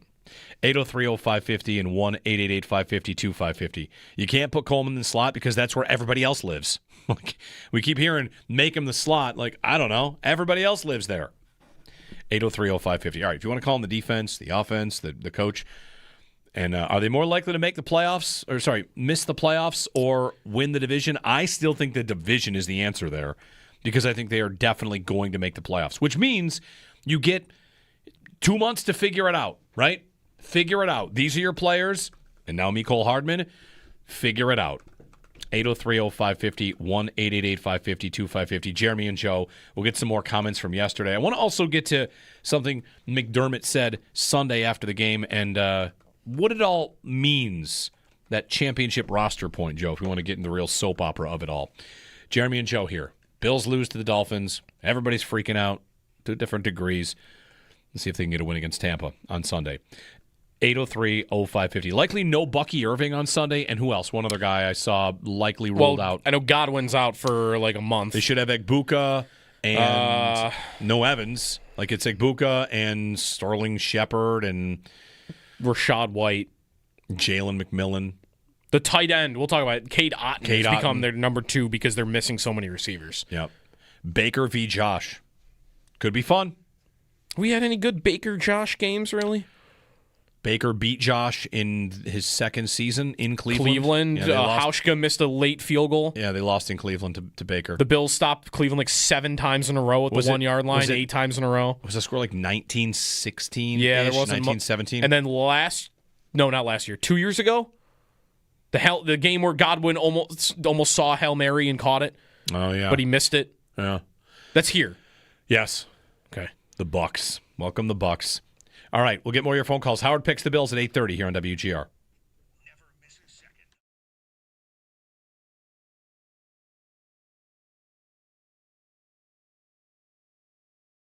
Listening to the head coach yesterday, that's really what I wanted. Like, he is praying that Gabe Davis can get back healthy because he's dying to get Coleman off the field. I don't think it's justified to take Coleman off the field. Coleman, listen, like they put him in rough spots, but like as we mentioned, there's one deep throw where he is open and Allen misses him. Is he the only one accountable? If he doesn't try in a play, or if he doesn't come up with a catch, or if he doesn't separate, but then on another route, he does beat his man and get open, and Allen misses. Like, Allen's not accountable to that. Only Coleman is accountable. But how many times is that happening? Oh, I know. That he's getting open, and it's on the quarterback that he's not the guy that's getting involved on a game-to-game basis. In this game, there are 2 deep throws to Coleman where he is open enough to get the ball on him, and the quarterback didn't do it. Yeah. That's 2 deep shots. And sure, is one back shoulder throw a rough rep from him? Yes. And is there one where he also just doesn't separate and they're trying to force him the ball? Like, sure, out and ups. Yep. But I almost feel like we are getting at the point where it's almost like Coleman is being scapegoated for the other problems. Because, of course, scheme problems, no Kincaid. I've got a blocking tight end out there running my seam routes, and Jackson Hall's been a nice player so far. Tyrell Shavers is my other outside receiver because Palmer is injured. Like, I've got a lot going on. The quarterback's got happy feet. He's not seeing things. He's not trusting things. And without saying, like, I'm not putting zero blame on Coleman for what's happening. I just think he is exactly what they thought he is, and they're mad about it. Well, no, I don't think. Sorry, he's what we thought he was. What we thought he's he was. exactly what everyone thought he was. Yes. And they're mad about that. Right. Like, how come this isn't working? Right. Where's my basketball above the rim player? Like, well, those are always low percentage plays, and you're mad that this kid, and he's a kid, he's young, and he's probably catching too much, and you start him where he shouldn't. You play him out of position. Like, there's so much going on with that, and they're mad about that. Isn't that part of isn't that the opposite the approach, though, that they always take to developing a young player? Is, hey, if there's too much on his plate and he's not up to handling it all, we're not going to put it all on his plate. We're going to put it on somebody else. I was in the back of the like 8th row end zone, and that gives you a really interesting vantage point at all the routes that guys are running and all the plays and how defenses are lining up. So it's not the all 22. But one thing that I noticed that the Bills could not do on Sunday is they couldn't throw the ball as well when they had 2 tight ends out there on the field and even Gilliam out there on the field sometime. You want to know why? Because Kincaid isn't out there in those packages. That's Knox and Hawes. Right. So what do the Dolphins do? You see it. Like they pack in. It's like, it's like the little leaguer that can't hit the ball past the infield. Like, everybody move in.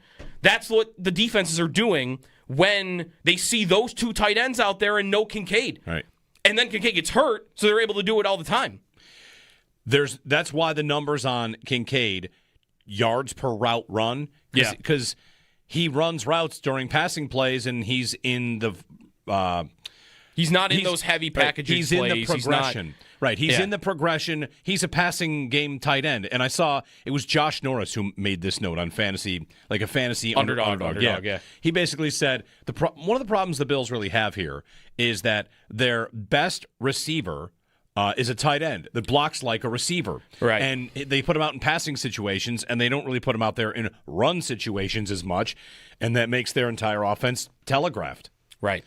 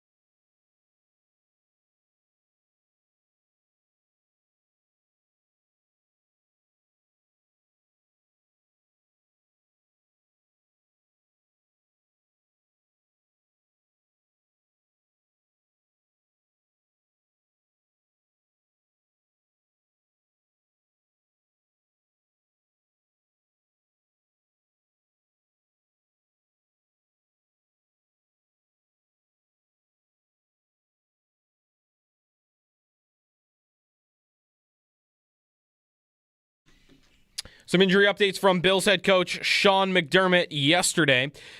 Dalton Kincaid is considered week to week. He has a hamstring injury and very possibly could miss a game or two coming up or more. Landon Jackson, no timetable yet on his injury. He could have a PCL and MCL injury. That was the report yesterday, but nothing official from McDermott. TJ Sanders will return to practice this week. Mecole Hardman signed to the Bills practice squad, former wide receiver of the Kansas City Chiefs. Monday Night Football, Philadelphia wins over Green Bay 10-7. 7-2 now for Philadelphia, 5-3-1 for Green Bay. Sabres are off today. They're in action tomorrow. Yuri Kulik is going to miss a significant amount of time with a blood clot issue. Also, Jason Zucker is going to miss the entire road trip. He's dealing with a serious viral illness at this point. Those are your Paddock Chevrolet sports headlines. Paddock Chevrolet celebrating 90 years of being your hometown dealership.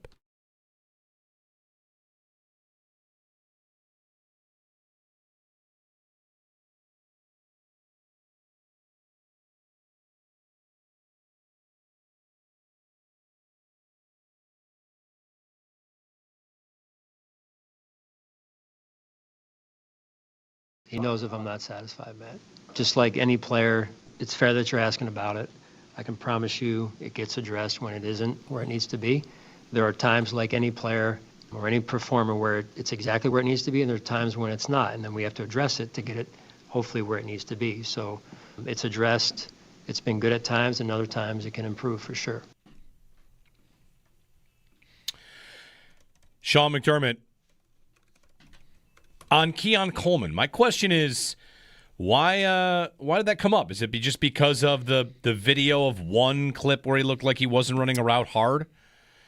Is it because Allen was asked, are you thinking Keon's doing enough with his opportunities? And he paused and said, well, he got one today. Like, I'm just starting to feel like Coleman is getting way too much of the flack. Too much. Like I understand there are limitations, and you might be disappointed, and there's 2 disciplinary issues along the way, but I guess I don't know why he's being singled out there in that question. But the coach is giving credence to it. But he just said like any other player, but then said it's fair that you ask that. Yeah, so, but him saying sometimes it's there and sometimes it could be better when talking about effort. When have you ever heard Sean McDermott give that much credibility to the idea that a player wasn't trying in his entire career as a Bills head coach? I don't know if he's ever been asked about a player in effort, is maybe a fair part here. But him not just saying, like, oh, no, he's out there, he's giving it his all 100% of the time. He could easily say that. And instead it's, sometimes it's there and sometimes it isn't. Yeah. What? He's on the field 95% of the plays. What do you mean sometimes the effort isn't there? He is a lot, yeah. What'd you make of McDermott's, when asked, is this a championship roster, saying, I love these players? I love these players. Well, I think it means no. Right. All right. Because if he had said yes, nobody would have batted an eye, right? But he didn't say yes. That's right. So I don't know. Is he mad about how the deadline played out? You'd think that there are people down there that really wanted something to happen, and it didn't happen. 803-0550, our phone number. The Packers and Eagles last night. I think the Packers are not good. They're just not that good this year, especially offensively. There's another team with a bright offensive coach. Yeah. And they have complete duds. Complete duds. They don't really have any good wins. They've one good win in their opener, and since then they have losses to the Browns and losses to a loss to the Browns and the Panthers. They score 7 in losing to the Eagles last night. The NFC to me right now looks like it's the Rams and the Seahawks, and I want to include the Lions. Yeah. And after that, I want to be done with the NFC. Sure, the Eagles are still there. Rams, Seahawks, Lions. Yeah, I mean, the Seahawks look like a wagon right now. Yes, they do. And the Rams, can I give you a stat of the day on Matthew Stafford really quick? I don't think I brought this up yesterday. I don't think I brought it up on the show yesterday. I think I brought it up only on the Bill Squad show. Did you know that Matthew Stafford, with a win on Sunday, this past Sunday, got to 500 as a quarterback?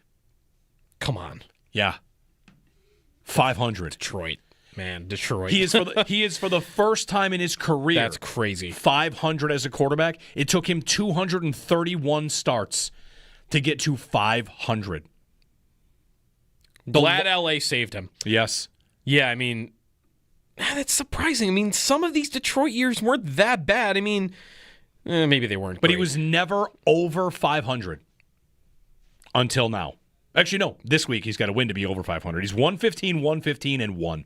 Is he MVP worthy right now? He's definitely 25 touchdowns, 2 interceptions on the year. Absolutely, he is the MVP. He's never won it. If it's not he's him, not the favorite. I know we're not allowed to give it to a receiver because JSN is in the conversation for MVP. Right? No, Darnold would win it. Darnold would win it. Do you know instead. who the favorite is though? I'm sure it's Josh. No, or it's Mahomes. No.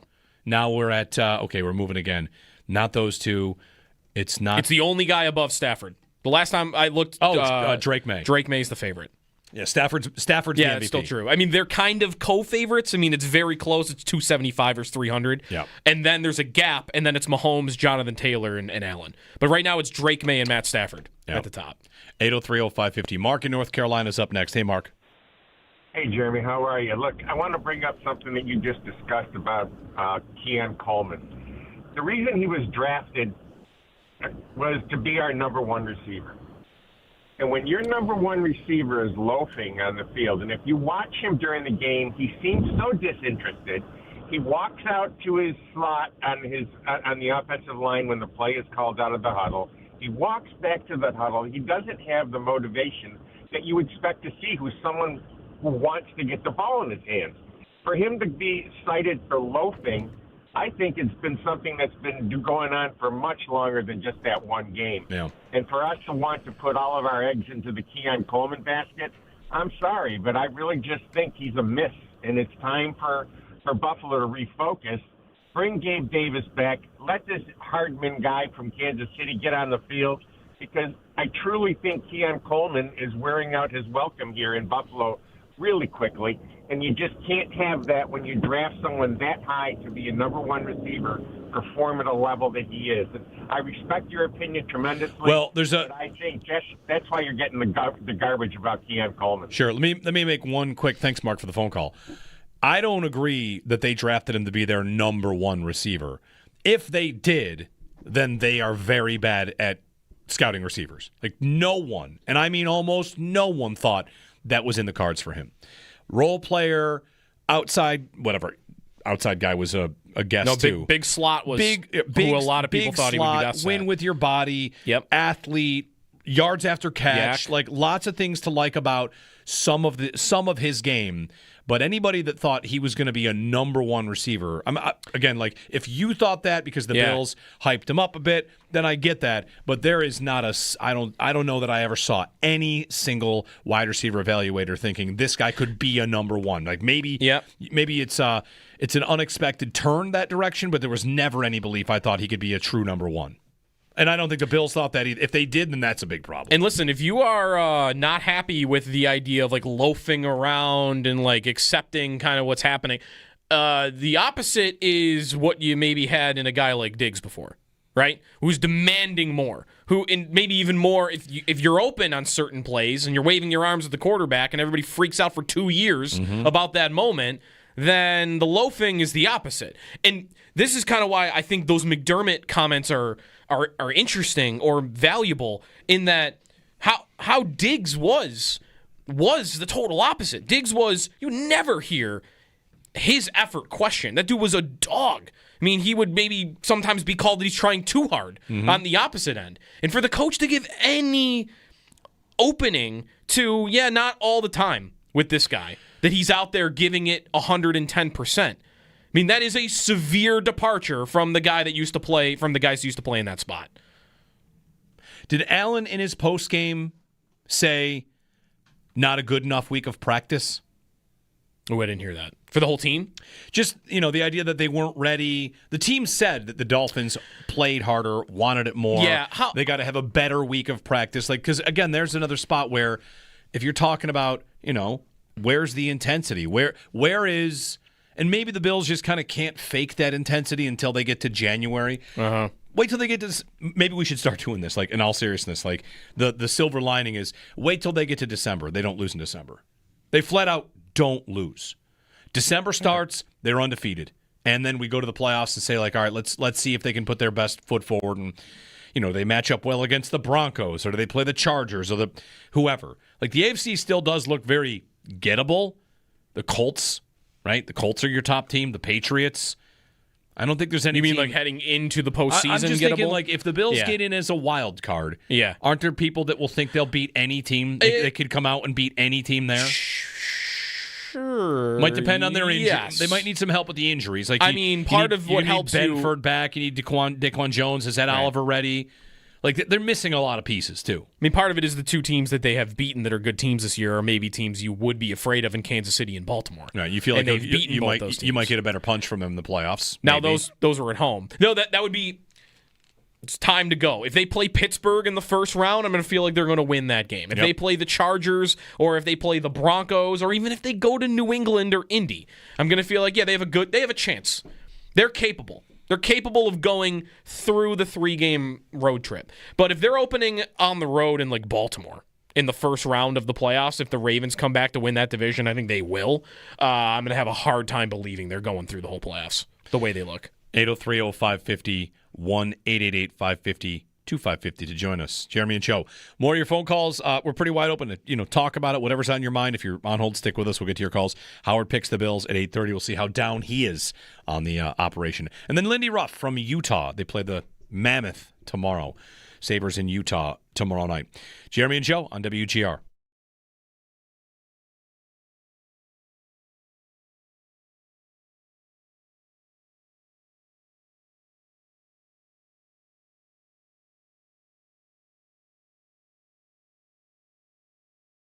I was in the back of the like 8th row end zone, and that gives you a really interesting vantage point at all the routes that guys are running, and all the plays, and how defenses are lining up. So it's not the all 22. But one thing that I noticed that the Bills could not do on Sunday is they couldn't throw the ball as well when they had two tight ends out there on the field, and even Gilliam out there on the field sometime. You want to know why? Because Kincaid isn't out there in those packages.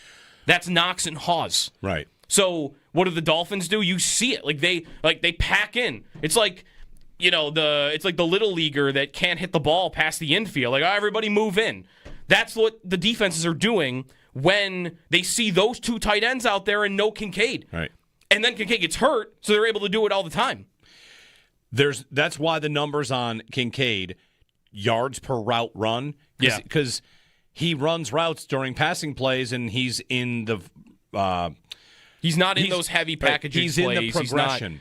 He's in the progression. He's a passing game tight end. And I saw it was Josh Norris who made this note on fantasy, like a fantasy underdog. Yeah. He basically said one of the problems the Bills really have here is that their best receiver is a tight end that blocks like a receiver. Right. And they put him out in passing situations, and they don't really put him out there in run situations as much, and that makes their entire offense telegraphed.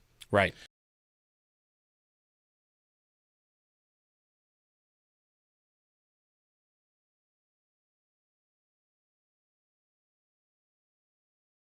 The report, I think, is designed, am I wrong, designed to make it feel like, hey, guys, I tried. It's not my fault. I tried to get this player. I know we need this player. I went after it, but it's the division. I almost didn't. But the attached part that says that the Dolphins were willing to do it for a different year, first-round pick, totally neutralizes any thought that, oh, no, guys, I tried. It's, wait, they were willing to do it. Don't tell me about in the press conference last week, and this was reported too, well, it's just hard to get teams to work with you in the division. Wait a minute. No, they were willing to work with you. They had a price. They were willing to trade you Jalen Waddle. At least that's what it sounds like. That which GM was willing to do what is the other piece of this, right? Because Chris Greer gets fired in the beginning of that week. Who was willing to do what? But it never sounds like they were never not willing to do anything. So just what's the difference? 2026 first-round pick versus 2027 first-round pick. I'll give you my best explanation on the difference. The difference is the GM doesn't want to have a year where he's missing 2 picks. He wanted to be down 1 pick in each of 2 years. That's my best explanation for what the difference between the years would be. And if that's the answer, like, I get it would be uncomfortable to go into a draft with just a second and then a fourth, but that is not enough value lost to get rid of the thing you need most.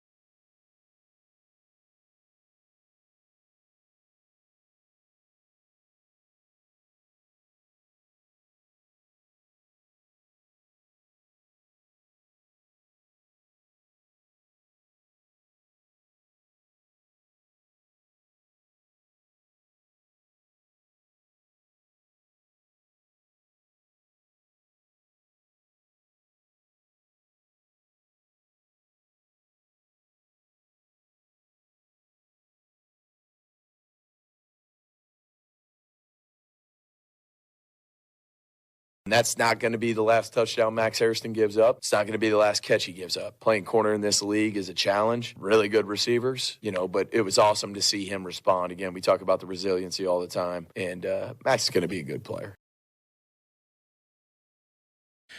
Bobby Babich on Maxwell Harrison, who did get torched on that play by Jalen Waddle. I had the same thought. Like, young corner, it's going to happen. Mm-hmm. Touchdowns are scored on good players sometimes. And, got beat on a play, happens. I'm not too worried about that. I remain encouraged by the way Harrison's played and Cole Bishop. Those, to me, are like the two brightest, and Deion Walker to a degree. Mm-hmm. Like, those are three really bright spots, I think, on this Bills defense. What's happening at linebacker, we'll see. Defensive end, all of a sudden they're kind of like they're torn apart. Yeah. Anyway. Did you see the clip of McDermott yelling at Bosa, wrap him up on one of the big A-chain plays, and he's wearing a club on his hand? Like, that's probably pretty hard. Difficult to do, to wrap up when you have a club on your hand. He's got to play through that because Daquan Jones was playing defensive end this week. Yeah, he was forced to play defensive end. Former Bill, future Bill. I don't think we ever dipped into defensive ends, did we? No, and I don't also, think anybody ever drafted one. In former Bill, future Bill, is Brian Daboll available on waivers? Ooh. Can we pick up Daboll? Sure. I mean, we never said you couldn't pick a coach. That's right. Joe in Buffalo. Hey, Joe, good morning. Hey, guys. How we doing? Good. Thanks for having me on. I appreciate it. I'm going to make 3 points, and then I'll hang up, and you guys can tell me where I went wrong. But first, just a quick shout-out to WGR's own Sal.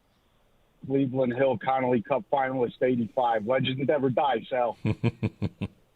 But so first point about Joe Brady. I know there's a lot of people calling for his head, and I'm not a huge Joe Brady fan, but I think we got to remember there were 3 turnovers in that game. And any one of those turnovers, I think, could have been a game changer and changed in a different result in the game, especially the one in the end zone, obviously.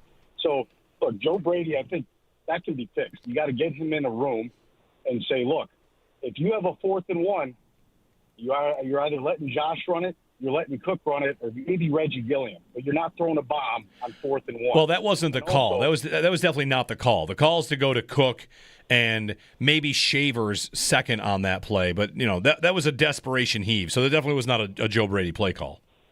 Fair enough. But hand the ball off is my point. I think we're getting to a point where a lot of these offensive coordinators grew up playing Madden. And we need to tell them that jet sweeps to Elijah Moore don't work. Tight end jet sweeps don't work.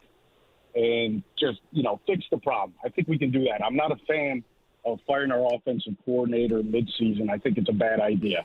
But that leads to my second point. And, I think it was Jeremy talking earlier about the missed challenge on the third down play. Yep. That was not a small thing. I think you characterized it as a small thing. We were down by 10 points. Right. I think the issue is that the replay probably came in late, right? Like, I don't know if the Bills didn't get an angle fast enough. Like, if they got that angle, if they got it faster, my guess is he would have done that. Like, the most reasonable explanation is probably they just did not know that it was worth challenging until it was too late. The Dolphins ran a play. It's a fair point, but that's his job to know. Well, it's not his job. That's somebody's job to tell him throw the flag. Like, they would have a team up there watching replays, waiting on replays. So whoever failed that, listen, I'm not saying it's not a failure, but I don't think that's a failure of McDermott. He's waiting for someone to tell him because they're not going to show that replay well enough in the stadium.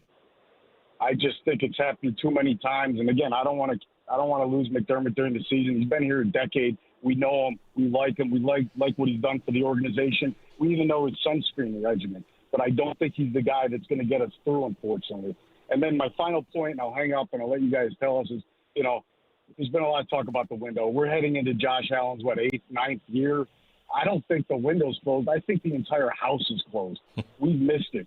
It's gone. It's over. And to be talking like we have a chance of winning a Super Bowl this year, I think is laughable. We just don't have the squad. And sometimes, frankly, I find it hard to go on in the morning. And that just is what it is, guys. I'll turn it over to you. Thanks, Joe, for the phone call about, listen, I think they're going to be okay. Can they win the Super Bowl this year? Let's make sure we know that they can. What are their chances? Maybe not as good as years past, right? Like, it's the kind of scenario where you mentioned they missed it. They definitely missed opportunities. There have been past opportunities where they've been good enough to win the Super Bowl, and they didn't. Those are missed. That doesn't mean there aren't future opportunities coming. We have watched lots of great quarterbacks play into their early 30s, mid to late 30s. Allen does not appear to be the kind of quarterback that is going to solely rely on his legs, right? Like, that doesn't seem like it's going to happen. So they just have to build around him better. Instead of acting like he'll just make everyone else work, I feel like you should be building an offense to try and multiply his talents rather than just count on his talents to be the thing that gets you through. It never made sense to me, the idea that we'll just be substandard at these other positions because we can count on him to be so good. Like, that's asking a lot, and I don't know what other franchise does that, really.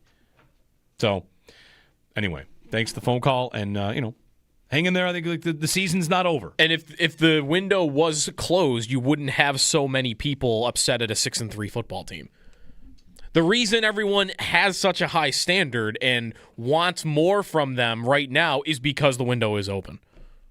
That's why all of this exists. Right. And if they traded for Waddle, maybe we'd all be sitting here on cloud nine. First off, if they trade, they might have won the football game. If they trade for Waddle, did they just win the game? Probably. He doesn't play. He doesn't play for Miami. He might not play for you, but he doesn't play for Miami. And there's no other Miami receiver that I think's doing that to Max Hairston. Don't sleep on Malik Washington. He's a fine player. This is where I tell you I had a Malik Washington anytime touchdown in that game. Did you? I did. You know why? The Bills are missing their entire secondary. I thought they'd put Malik Washington. Did he have another catch in the game? He had 2. Oh, you got the touchdown. I did. 803-0550. I think he's actually okay. He's fast. I noticed him in the game here. Yeah. When you're watching other teams as a Bills fan, you see other receivers that are fast and think, really fast. Wow, look at that fast guy. That guy's fast. All right. Open phone lines for you guys. Howard picks the Bills at 8:30. 803-0550. Hey, happy Veterans Day also, and thank you for your service to all the veterans out there. Hope you enjoy your Veterans Day. I want to shout out a few that we talked to on the show. Flyover Radio has members of the armed forces. We've had such a great time with that, and we haven't had a flyover yet this week. Well, no, maybe. There's shutdown things that need to stop. I think before that happens, we might get maybe, close. I don't know. We might get close. Anyway. All right, 803-0550 and 1-888-550-2550 on WGR. It's very stark to me what this offense looks like when Kincaid is not available to them. It is not on the field at all. And that's on the receivers. That's on the GM. I think that's on the coordinator. It's a little bit on the quarterback, the head coach. Like, I think everybody is at fault right now for this passing offense being so untrustworthy.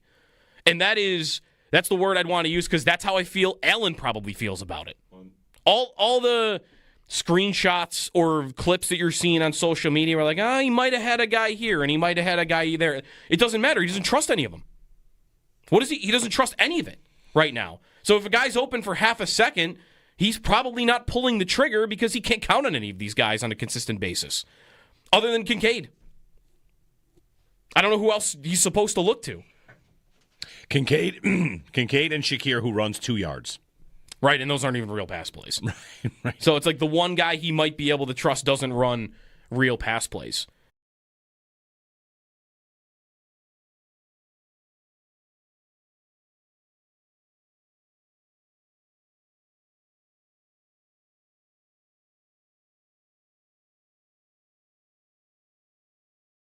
I was in the back of the like 8th row end zone, and that gives you a really interesting vantage point at all the routes that guys are running and all the plays and how defenses are lining up. So it's not the all 22. But one thing that I noticed that the Bills could not do on Sunday is they couldn't throw the ball as well when they had 2 tight ends out there on the field and even Gilliam out there on the field sometime. You want to know why? Because Kincaid isn't out there in those packages.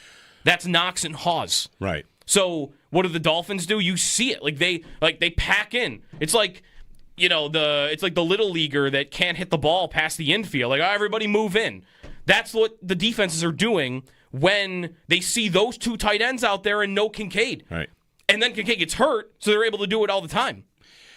That's why the numbers on Kincaid, yards per route run, because he runs routes during passing plays, and he's in the he's not in those heavy packaging plays. He's in the progression. He's in the progression. He's a passing game tight end. And I saw it was Josh Norris who made this note on fantasy, like a fantasy underdog. Yeah. He basically said one of the problems the Bills really have here is that their best receiver is a tight end that blocks like a receiver. Right. And they put him out in passing situations, and they don't really put him out there in run situations as much, and that makes their entire offense telegraphed. Right.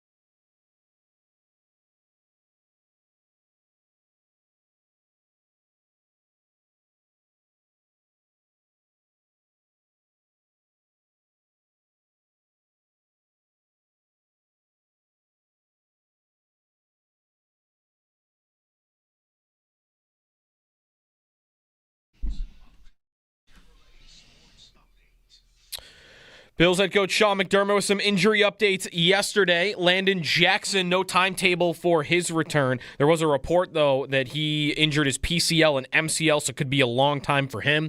Dalton Kincaid is week to week with a hamstring injury, and TJ Sanders is expected to return to the practice field this week. The Bills signed McCole Hardman to the practice squad. Longtime Chiefs wide receiver who spent most of his time returning kicks last year signs with the Bills. Meanwhile, Brian Daboll fired by the New York Giants after a couple of seasons and a 2-8 start to the year for New York this year. McDermott said yesterday no consideration at this time for Daboll being added to the Bills staff. Last night on Monday Night Football, 10-7, Eagles over the Packers, very low-scoring game. And in hockey, the Sabres are off today, but they're in Utah tomorrow. Yuri Kulik is having blood clot issues, so he could miss the next 3 to 4 weeks. Also, Jason Zucker won't play on this road trip. He is dealing with a serious viral illness at this point. That's your Paddock Chevrolet Sports Update. Paddock Chevrolet celebrating 90 years of being your hometown dealership.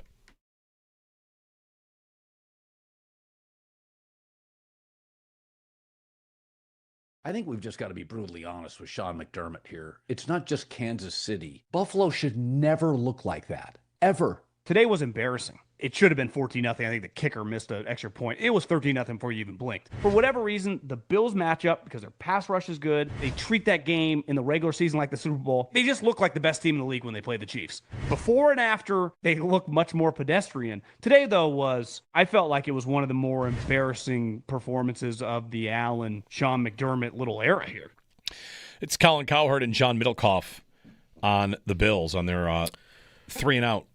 It's Jeremy and Joe. Good morning. Happy Tuesday. Snow falling. And we'll talk with Lindy Ruff, 9 o'clock, as the Sabres are in Utah. And we'll talk with Howard Simon at 8:30 as he's going to pick the Bills, as he does. It is amazing Miami recovered, by the way. I thought there's so many Bills fans, and it's the Dolphins, and they just beat the Chiefs. Like, all right, this is going to be a great day. The game started before the first snap. Miami took a false start penalty and called a timeout. Yeah. Before the first play had happened. It was loud, by the way, it didn't really happen again until the third quarter. At the beginning of the game, the crowd was loud.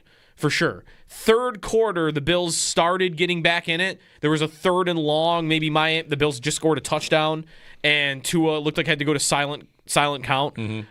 That's the only 2 times it happened all game. Like, the Bills didn't allow the crowd to get into it at all.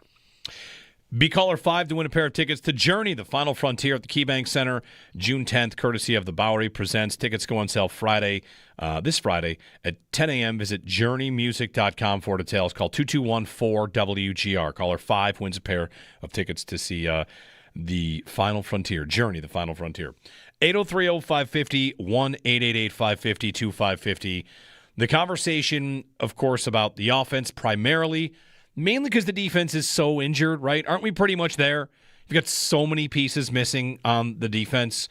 And, McDermott, you could get after him about their defensive performance, but they're just no Benford, no Ed Oliver. Yep. Daquan Jones playing defensive end, no Epinesa. And I know, what's Epinesa? Fine.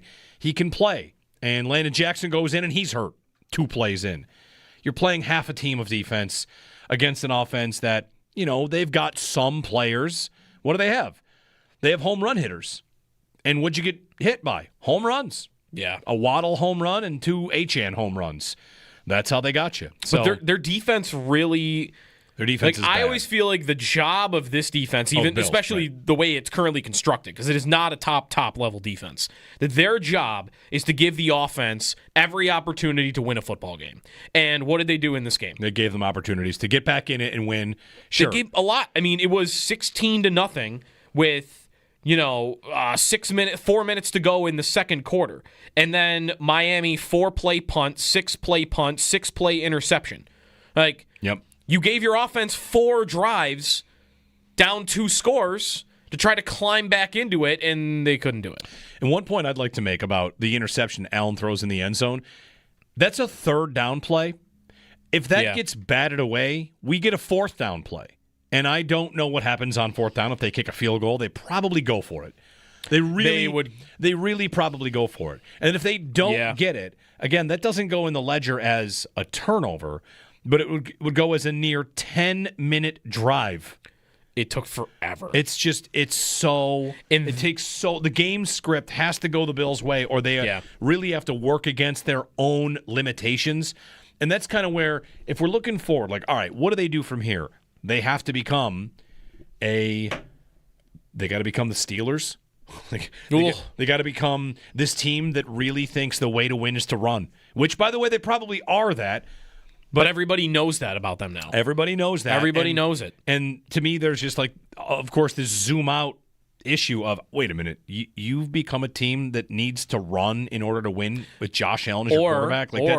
That's problematic. What you need in that, like on that drive, it's a 14-play, 77-yard drive that takes almost 10 minutes of clock. It's their only full drive in the third quarter. And the reason that drive happened, they weren't running the ball well. It was Allen doing the circus plays. Mm-hmm. And that is not how you should be living life on offense, where, one, you shouldn't be 100% reliant on my run game better be good today or I'm not going to be able to do anything. And two, you shouldn't be so reliant on Allen running around, scrambling for 10 seconds, finding somebody open, and that's my only way of getting a first down. That drive takes 10 minutes and goes 77 yards. They had 3rd and 16 on their own 30-yard line. That's the Allen play where he runs circles around and finds Curtis Samuel. If he doesn't do that, if he throws it short 10 yards, if he does what any other quarterback in the league would have done there, and doesn't pull a rabbit out of his hat and get the first, you're punting from your own 30-yard line, and it's just like any other drive in the game. Yep.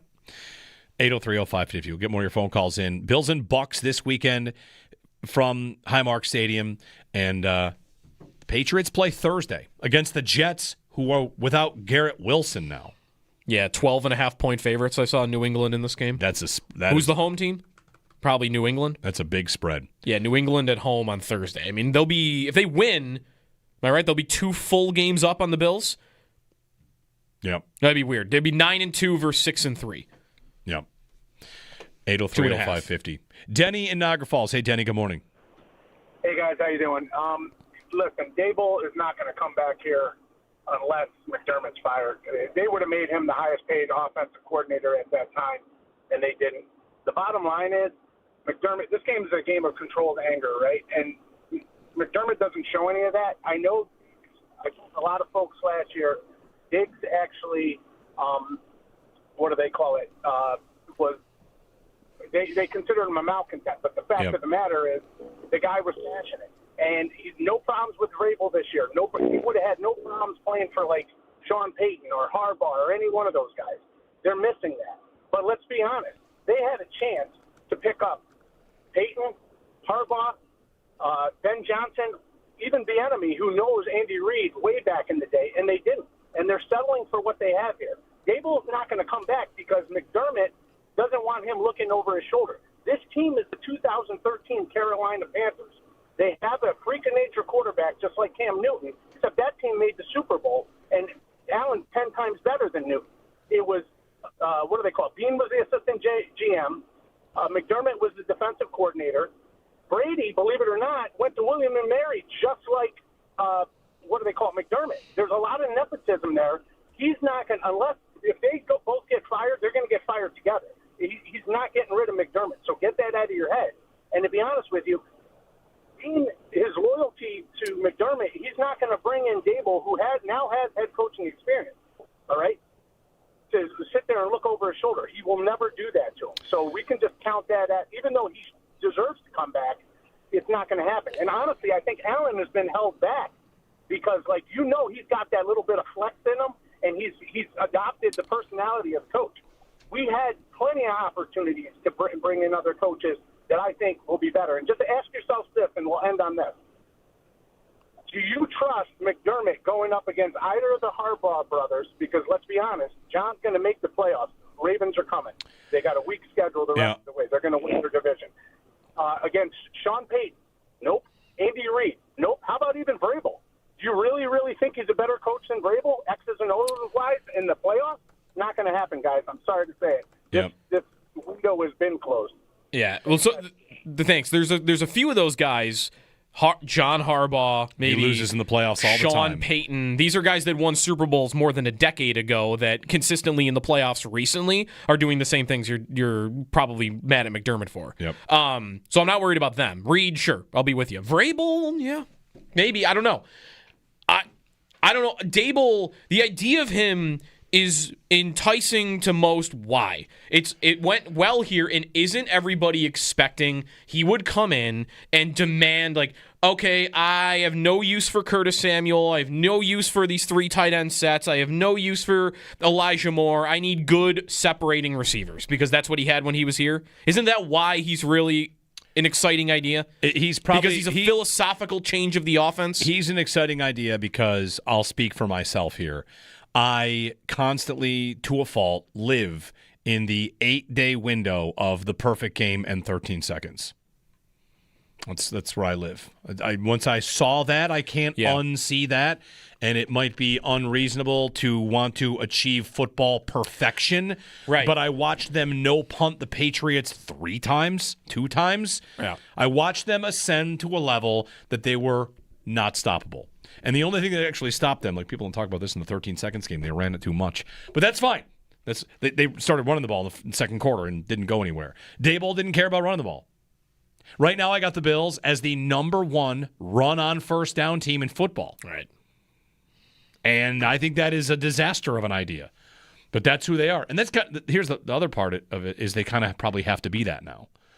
Right? Don't they have to lean into, we are going to be 2 tight ends? Who's got Zach Davidson on the former Bill, future Bill list? Because they're going to need another tight end to bring in, right? Quentin Morris on a team? Somebody.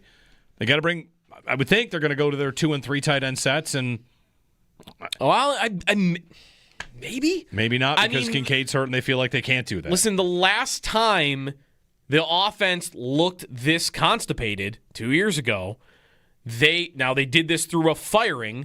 They made a pretty significant philosophical shift as an offense in the middle of a year. They went from an offense that was trying to still stretch the field vertically, and that's where a lot of Allen's interceptions and turnovers had been coming from when Ken Dorsey was the offensive coordinator, to everything around the sticks, everything at the line of scrimmage. Oh, we don't know how to use Stephon Diggs anymore, but it's okay because we're running the ball and we're throwing screens and we're throwing the ball to James Cook a little bit too.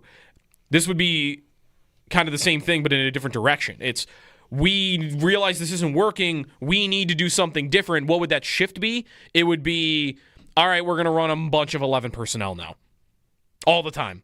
We're going to try to spread it out. Maybe we don't feel like we have the best personnel for it, but let's see if that can help get Curtis Samuel and Elijah Moore going.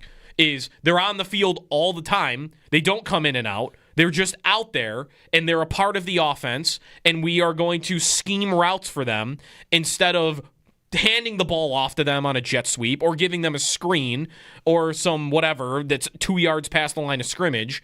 We're going to run like real routes, real offensive plays like we used to. We just might not have the best receivers that we used to. That's your shift. You would think an offensive line as good as this and a quarterback as good as this, you could make that work, but giving them more time to get open. But I'm going to need Palmer back for that to happen. Right, Palmer. Right. You just can't have it with Shavers and Coleman on the outside. Mike in Rome. Hey, Mike. Hey, how's it going, guys? You're all right. First time caller. I was just thinking to myself, with being in regards to that trade, does he have to, when you're dealing with first round picks and stuff, doesn't he have to get the owner's approval for something like that? And is there a potential or possible that the owner was the one that shut it down? And I'm not knocking him by any way. He saved us. We love him as an owner, as Bills fans. I just curious how that whole power structure works, and if McDermott could shut it down too, So okay, I'll hang up and listen. Thanks, Mike. Good questions. When McDermott was asked about the trade deadline, he said he would, they communicate to Brandon what they think they might need, and then he referred to it as that's his stage. He does that. So let me know how it went. Would be my inferring how McDermott would approach that. He, of course, would be up to date. Hey, we're talking to Miami about Waddle. And the part about the owner, I brought this up deadline day and the days before because Mike Giannetti of Spot Trek put out that chart the little table. Here are the players. Here's their cap hit. Waddle's cap hit was, I believe, $585,000. Easy to fit in this year. Not a concern at all. The Bills, though, would probably have to look at next year and say, like, all right, how does the cap work for this for next year? What will we have to do? And the part of it where the owner would have to be included, looped in, whatever. I don't think GMs go out and acquire big contracts without letting the owner know, but each team might be different. I believe the money owed on Waddle's contract after picking him up was like $70 million. So my guess is that as you're having that conversation, you're definitely like looping in the owner. Hey, we're thinking about going out and getting this receiver from Miami. It's going to cost us a first and a third. We're looking at the cap situation. It would be a $70 million commitment. And if you are the owner of a team, however you want to build your team, if you like everybody eats, if you are afraid of paying big money receiver because of how it blew up with Diggs, like there could be a million factors here, and we don't ever really get to know that far in how it goes. But there would have had to be a conversation about a $70 million commitment to a player that has not played for you. Are we sure he fits the culture? Blah, blah, blah. Like all these things are factors. And I liked to note that day and the days before, Rashid Shaheed, what do you owe him? Nothing. Free agent. Yep. It doesn't work out? See you later. Amari Cooper, when you traded for him, what'd you owe him? Nothing. Doesn't work out? See you later. This would be, oh no, he's on the team for a couple of years and we owe him $70 million. Like that, to me, is something the owner would have been a part of, and I have no idea what the owner's opinion of that would have been. So, hope that answers the question for you. Brian Thomas Jr., what would that have been? Low cap hit, not a lot of money. It's a rookie deal. Rookie deal, right. Chris Olave, that carried a $15 million, I think, ish commitment because of the 50-year option, and then you would have had to talk about an extension. But the thing about Waddle, he was one that was already signed, and there was a lot of money due. What was left on Quinnen Williams' contract? Probably a lot, right? That's a good question. Because I guess my counter to that would be, is the GM getting into talks on those two players if he doesn't think his owner will pass it to some package? Like are you even discussing these deals with the Jets and the Dolphins if you just think at the end of the day, hey, we even agreed on a second and a third for Jalen Waddle or for Quinnen Williams, and we just know it's going to get nixed at the end because we don't want to pay $70 million? So Quinnen Williams, the Cowboys owe him $21 million, and there's an out after that next year with zero dead cap. That's not as much either. So you'd be on the hook for Quinnen Williams for about $21 million had you made that trade. So Waddle by far would have been the most of any of these guys for this. Yes. Let me pull up Waddle. I'm almost positive it was $70 million is what he would have been owed between now and the end of that contract. I think you're right. Yeah. Okay. It looks like a lot. Yeah, I mean he's a $23 million base salary in 2 years. Right. And you're on the hook for most of that, even if you were to cut him. Yeah. So that would have been by far the biggest financial commitment, it looks like. Yeah, if you want to do cash breakdown, next year in cash, 17, 2027, 24 million, and 2028, 27 million. But what's being sold, I guess, as the fix to receiver? Is it, well, okay, if we don't do it now for Waddle at $70 million, then, I mean, you could just draft one. Are we just going to be in the market for that amount of money for a receiver in the offseason? Well, that's the thing. If they would want to maybe they would want to trade him to us in the offseason. Maybe next year's version of DK Metcalf is available, and we'll just give that guy $70 million. Like, it's, well, if we don't give this guy $70 million, eventually we're giving somebody $70 million. So we might as well just do it. Want me to look up the free agents? I don't know if there is one that's worth it. Mecole Hardman. I'm not mocking that. Like, try something. Dwayne in West Seneca. Dwayne, good morning. You're on WGR. Good morning. I got just a few things to bring up. You know, since the Patriots got a new coach, every week that team shows up to play. Broncos got a new coach, that team shows up every game. It seems like since McDermott's been here, we end up playing to the quality of our opponent. We play a bad opponent, we play bad. It's like the coach just can't get these guys motivated to play week after week. You only got 17 games.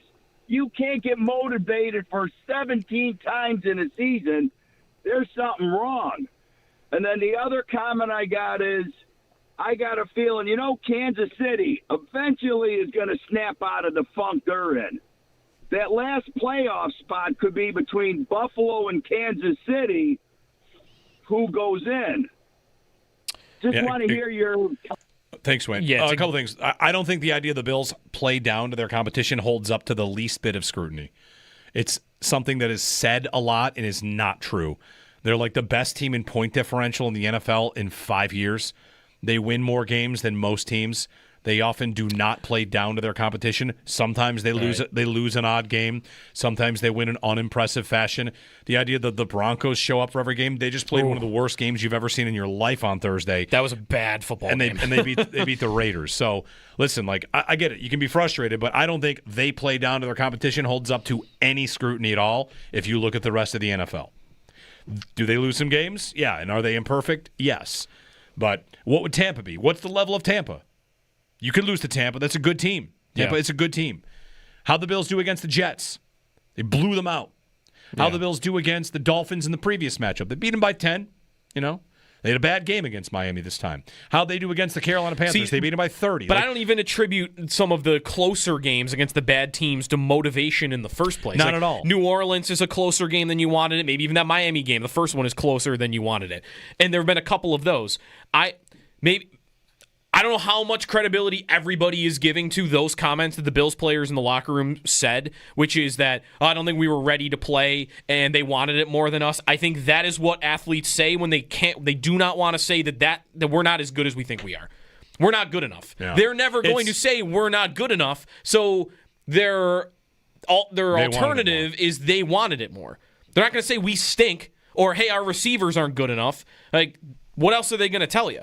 They're going to tell you, we weren't ready to play. Right. For 10 years, the Sabres have been saying they just need to play 60 minutes. Right, and it's not because it's not because of effort. It's because they've been bad. Yeah, right. 803-0550. Howard's here. Hey, Howard. What is he going to? He didn't wave. I think he's in a mood. Maybe he didn't see me. 803-0550. 1-888-550-2550. It is Tuesday, and it's snowing, and it's cold. Is this going to melt? Yeah. Okay. This isn't just here to stay? Eventually. Yeah, it's going to be 50. It's going to be 50 on Sunday. Great. Yes. At the stadium? 50? Yeah. Love it. Yeah. 52, high of 52. So we're not getting a snow game against Tampa. Not against the Bucs. Wow, we're going to get a snow game against Cincy again? We will not get that graphic that puts the Bucs all-time record when it's under 40 degrees. We will not get that. Cincinnati, by the way, the report from Jay Glazer is that Burrow is expected back by Thanksgiving-ish. Okay. He might target Thanksgiving, which is Bengals-Ravens.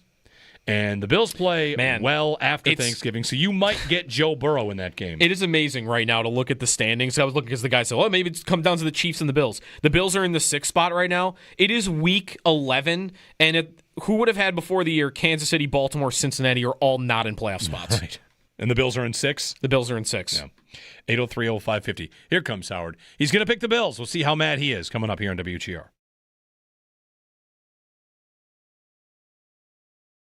Listening to the head coach yesterday, that's really what I wanted. Like, he is praying that Gabe Davis can get back healthy because he's dying to get Coleman off the field. I don't think it's justified to take Coleman off the field. Coleman, listen, like they put him in rough spots, but like as we mentioned, there's one deep throw where he is open and Allen misses him. Is he the only one accountable? If he doesn't try in a play, or if he doesn't come up with a catch, or if he doesn't separate, but then on another route, he does beat his man and get open, and Allen misses. Like, Allen's not accountable to that. Only Coleman is accountable. But how many times is that happening? Oh, I know. That he's getting open, and it's on the quarterback that he's not the guy that's getting involved on a game-to-game basis. In this game, there are 2 deep throws to Coleman where he is open enough to get the ball on him, and the quarterback didn't do it. Yeah. That's 2 deep shots. And sure, is one back shoulder throw a rough rep from him? Yes. And is there one where he also just doesn't separate and they're trying to force him the ball? Like, sure, out and ups. Yep. But I almost feel like we are getting at the point where it's almost like Coleman is being scapegoated for the other problems. Because, of course, scheme problems, no Kincaid. I've got a blocking tight end out there running my seam routes, and Jackson Hall's been a nice player so far. Tyrell Shavers is my other outside receiver because Palmer is injured. Like, I've got a lot going on. The quarterback's got happy feet. He's not seeing things. He's not trusting things. And without saying, like, I'm not putting zero blame on Coleman for what's happening. I just think he is exactly what they thought he is, and they're mad about it. Well, no, I don't think. Sorry, he's what we thought he was. What we thought he was. He's exactly what everyone thought he was. Yes. And they're mad about that. Right. Like, how come this isn't working? Right. Where's my basketball above the rim player? Like, well, those are always low percentage plays, and you're mad that this kid, and he's a kid, he's young, and he's probably catching too much, and you start him where he shouldn't. You play him out of position. Like, there's so much going on with that, and they're mad about that. Isn't that part of isn't that the opposite, the approach, though, that they always take to developing a young player? Is, hey, if there's too much on his plate and he's not up to handling it all, we're not going to put it all on his plate. We're going to put it on somebody else. The report, I think, is designed, am I wrong, designed to make it feel like, hey, guys, I tried. It's not my fault. I tried to get this player. I know we need this player. I went after it, but it's the division. But the attached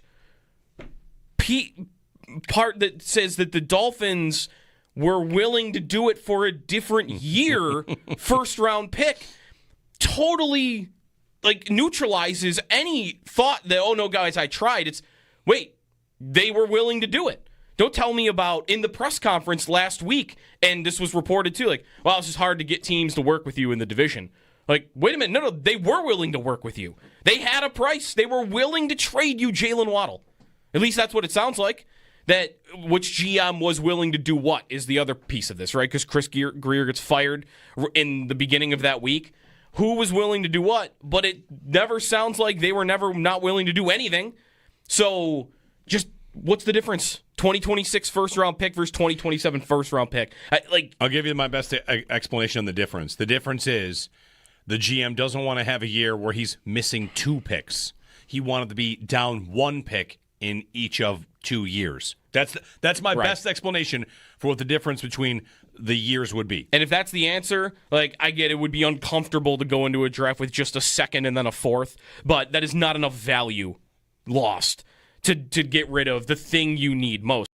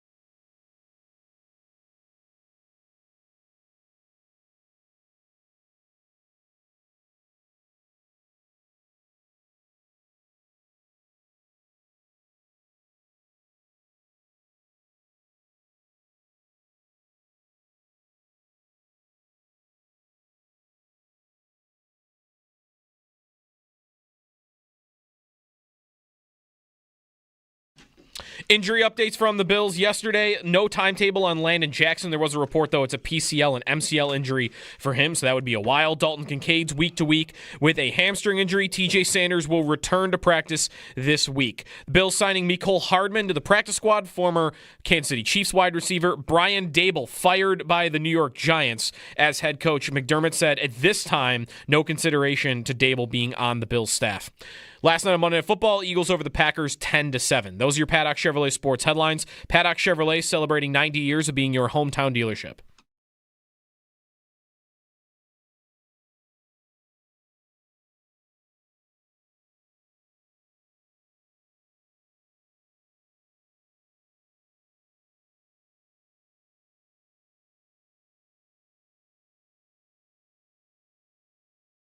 I am told the Bills made a run at multiple big targets within the AFC East, offering a first-round pick as part of a package to the Dolphins for wide receiver Jalen Waddle and to the Jets for defensive lineman Quinnen Williams. In fact, I am told the Bills had the highest offer for Jalen Waddle. But Miami wanted a first-round pick in 2026, not 2027 as part of the package.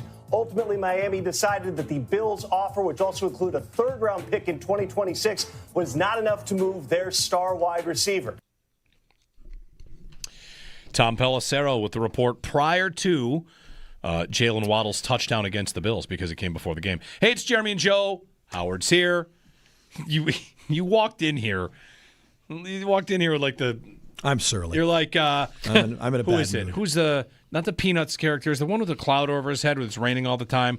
Not Pigpen. Oh, that's... Who is that? I forget. The cartoon... This is your wheelhouse, right? Yeah, but Pigpen walked around with the dirt on the bottom. Not him.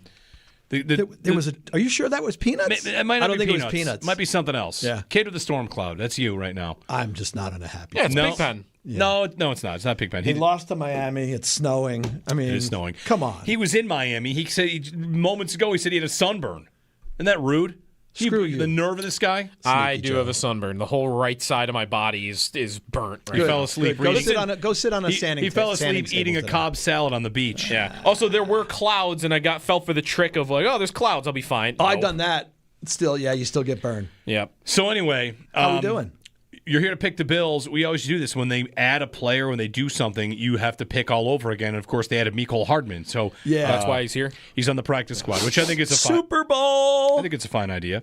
Whatever. Hey, he's a guy. He has fine. caught a game-winning Super Bowl touchdown. Yeah.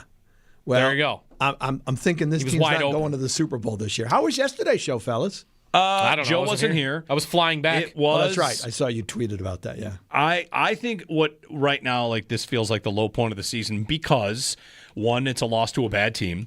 Your team looked bad, but I do think it's like the trade deadline loss hangover too. Of all right, well, this is it. Help isn't on the way, and you've got a lot of injuries to begin with, and you've got problems. You're still a good team, but I don't like the way they're going into the rest of the year, the way that they look. So I think it's kind of like it's all coming together right now. I think that encapsulates everything. It was a really bad loss to a very bad football team, and your offense got outplayed by a really bad defense who was playing backup cornerbacks and traded their best pass rusher, Jalen Phillips, to Philadelphia. You couldn't establish the running game against the number 30th ranked run defense in the National Football League. And Kincaid's out, and they still can't throw downfield. I mean, it's just... And then the guy who it would have been nice to trade for burns you with a touchdown catch against your first-round pick. It's tough. This is a bad place to be in right now if you're a Bills fan. It's not. I saw your Twitter poll. It's not the end of the world, but it's just. The reality is they're not good enough to make the Super Bowl, and that's what this season's all about. I think they can still make the playoffs. They might still win the division, but I think that's a long shot right now. Yeah. They're not good enough to win the Super Bowl. What are we doing here? Well, it's funny, like you mentioned the Waddle trade, then he gets the touchdown. When the Daboll news came down that he got fired, my wife joked, now I think the NFL is scripted. The idea that all this, you tell me the Bills tried to trade for a player, it didn't happen, he scored a touchdown against them, everyone's mad, and now the old guy's available? He just walked in the room? Like, this is a script here. Yeah. But the Daboll news, listen, I feel like it represents that people will try anything.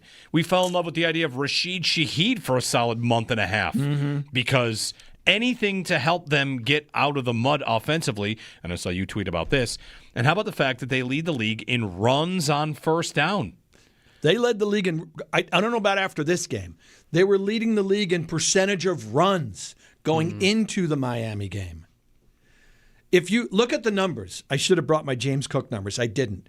Here it is, guys. I can sum this season up right now in one sentence. Stop James Cook, stop the Bills offense. Boom, done. The fact that statement is true is unbelievably bad for this football team. No offense to James Cook. He's a hell of a running back. Yes, he is. But where this passing game was, where the Bills are now, and the fact that when you play the Bills, that's your plan defensively. Guys, if we stop James Cook, they can't beat us with their passing game. Can you believe we're even having this discussion? Did you ever think we would say that about a Josh Allen-led offense? The Bills, the best job of stopping the Bills' offense has not been by an opposing defensive coordinator. It's been by the Bills. They've done a better job of stopping their offense than other teams. It's ridiculous we're at this point. I am so frustrated. Part of the Waddle trade now is the Waddle trade that didn't happen is now the expectation is, however the season ends, maybe they win the Super Bowl. Like, I still am not ruling it out. You know, I feel like they've got Josh Allen and a good run game, and if their defense got healthy, like we're starting to see some. I think we're seeing signs of life on the defense. There are, but you can't really get excited about it because of what's happening on the other side. I'm not here telling you they're the best version of themselves, but I don't want to kill the season yet. But that said, like looking at the offseason, everyone will think receiver is the number one target, and the pressure to do that again will be right where it was 2 years ago, and they need a linebacker. Yep. They're going to need help on the defensive line again, right? Like, yep. So Epinesa is a free agent. Bose is a free agent. Landon Jackson's who knows what. Like you're gonna be back at. It's gonna be linebacker, defensive end with your first 2 picks, and then maybe a receiver in the third. Yep. I don't know. Whatever. We get to that at some point. You want to pick the Bills? Boy, I can't wait. All right, and the good news is the New York Times playoff machine allows me to kind of go with this. And what about Joe's Twitter poll? What do you think? More likely to miss the playoffs or win the division? They're almost the same on the. I would say more likely to win the division. They're 15% to win the division and 12% to miss the playoffs. I don't think they're missing the playoffs. I don't either. I'm with you. So I would say win the division. I'm not even entertaining they're going to miss the playoffs. Yeah. I don't even think it's a possibility. I really don't think it's even. I mean, I know it's possible. I know it's possible. Kansas City, Baltimore, Cincinnati are currently all out of the picture. And Burrow's coming back. And Burrow's should be playing for the Bills game. Like if they all were to get in, someone's got to come out. The good news is the Bills will score on the Cincinnati defense. Oh, they should. Everybody does. They should score 40 on that defense. Everybody just ran for 200 yards a game on the Miami defense, and they didn't do that. Well, that would be. Thank you, Joe, for pointing that out. All right, Bills. Pick the Bills. Howard picks the Bills. A tradition unlike any other. It is time. Let's talk a little bit about your favorite color. No. Really? You don't have a favorite color? No. How many colors are there, by the way? Roy G. Biv. Okay, 7. Time to pick the Bills. Oh, come on. It's time for Howard to pick the Bills! Yeah, this should be, they should kick the living daylights out of them. Joe, you should be partying hopefully before the end of the third quarter. Hand off to Achane, looking to cut it back. Gets through a hole and into the secondary. Still loose, and he's going to go the distance. Max Hairston trying to track him down. Trips him up, but he's into the end zone for a 59-yard touchdown run. And that'll put this one to bed. On WGR, Sports Radio 550. Shout out Max Hairston. Confirmed fast. Confirmed. Thanks. He's very fast. Yes, he is. Yeah, give the old eye test. He's fast. Good job. All right. When he started running with that pick, I thought he was going to score because he was moving so fast. Time for Howard to pick the Bills.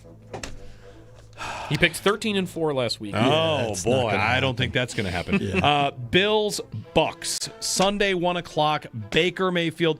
The good news is no Bucky Irving. Right. He would be a problem. No Godwin? No Godwin. No Godwin. I don't think No Rashad Evans. White is near the problem that Bucky Irving would be for the Bills. No. The Bills have trouble tackling, and Bucky Irving makes guys miss. Yep. So he's out. That's good. Emeka Egbuka is in. That's not good. He torches teams. Baker scrambles, gets away from pressure. We'll see.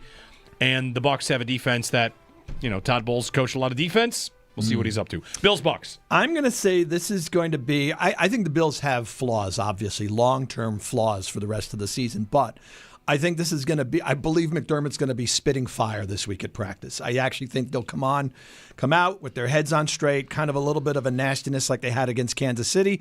I will take the Bills to beat Tampa Sunday. Okay, good. Bills beat the Bucs and then go to Houston on a short week to play the Texans. We were talking about this matchup in the break, and I kind of jokingly said they should consider not playing Josh in this game. The Texans' defense is very good. Their offense is a mess, but their defense is very good. And it'll be a short week at Houston, the site of a previous terrible game that the Bills played when they didn't have weapons, and they lost that one. So Bills, Texans. J.J. Watt comes out of retirement. So does E.J. Manuel. Watt gets a pick 6. Bills lose. All right. You're picking the Texans? I am picking the Texans. Texans. Bills at Steelers. How's that Steelers running away with the AFC North thing going? They stink. They're so bad. Do the people in Pittsburgh know that? Who thought they were just going to the division, this is easy. Right. Aaron Rodgers, MVP. Rodgers is mad all the time now also, and it's hilarious. Every play, They zoom on him. He's just That's angry. how he was with the Jets. Yeah. After every incomplete pass, he'd have that look. Anyway, Bills beat Pittsburgh. You have said no matter what, you will not I can change never that pick game. the Steelers to win that game. I just will not. Even if the Bills actually play, if they bring in the Orchard Park varsity football team, I'll still pick the Bills to beat the Steelers. Shout out Orchard Park varsity football. Shout out Quakers. Would beat the Steelers. Yeah. Bills, Bengals. Probably with Burrow. At Highmark. So for now, unless Joe Burrow comes out and like really starts torching everybody, which he might, I'm going to leave that a Bills win for now. Okay. The Patriots, in the meantime, I should be picking the Patriots. They play the Jets on Thursday night. They should win that game. They're 12.5-point favorites. Jets, they play the Bengals, then the Giants, and they should be fine in all three of those games. So they could be 11-2. We're going to give them wins in all three and have the bye, and then face the Bills out of the bye. I still want to just leave out there, they should have room for a oops, what's the deal with that stupid loss? Because everybody has those games. But it hasn't come yet. I know. I've been waiting for it, and I was really expecting them to lose in Tampa. So also you're going to get to see the Patriots because this week it's Thursday Night Football. In Week 13, unless it gets flexed, it's Monday Night Football. Oh, very nice. Giants, Patriots. Very good. So you're going to get a look at the Patriots. I'm going to give that one to New England. New England beats Buffalo. Yeah. And wins the division. Probably, yes. Would they clinch? They would clinch. Oh, that's right. They'd be 12-2. They would clinch the division with that win. Which would also clinch that. I guess it wouldn't officially clinch, but Bills Jets Week 18 is the last game at Highmark Stadium.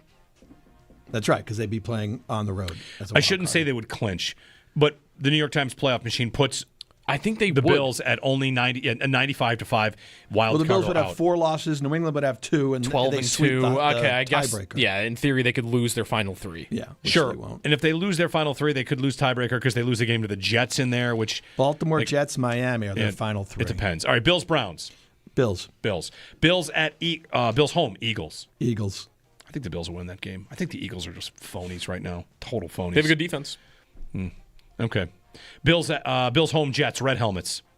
Well, there you go. That's the one that puts it over I the think top. we know at that point in this result that's the last game at the stadium. Wait a minute. They could be the 5 seed and host the 7 seed. Who's ready for AFC Championship game? Bills Chiefs 5v6. 5v6 or 5v7. It doesn't. All right, you're right. Yeah, it doesn't have to be the last I could game. get into that. I like that positivity. People try to tell me I'm negative. Here's what happens, everybody. Let me give you a peek behind the curtain.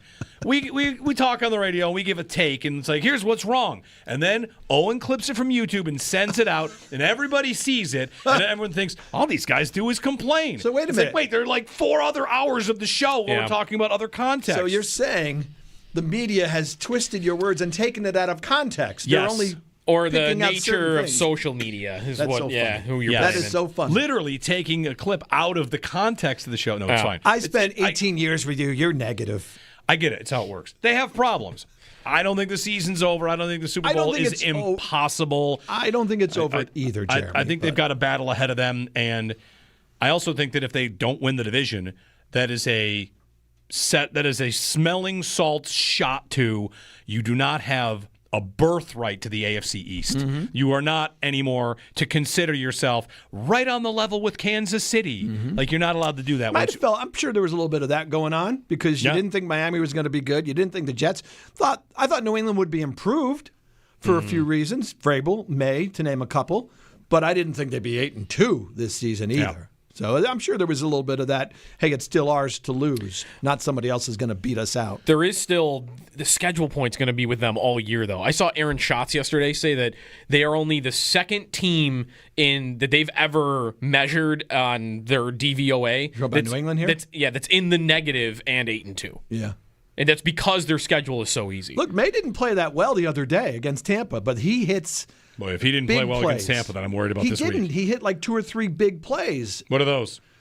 That's where That's where there's a pass that goes. By the way, no, go ahead. What? No, go for it. No, if I bring out the laundry list, it'll be 10 o'clock and you'll be really late and miss the next 4 breaks.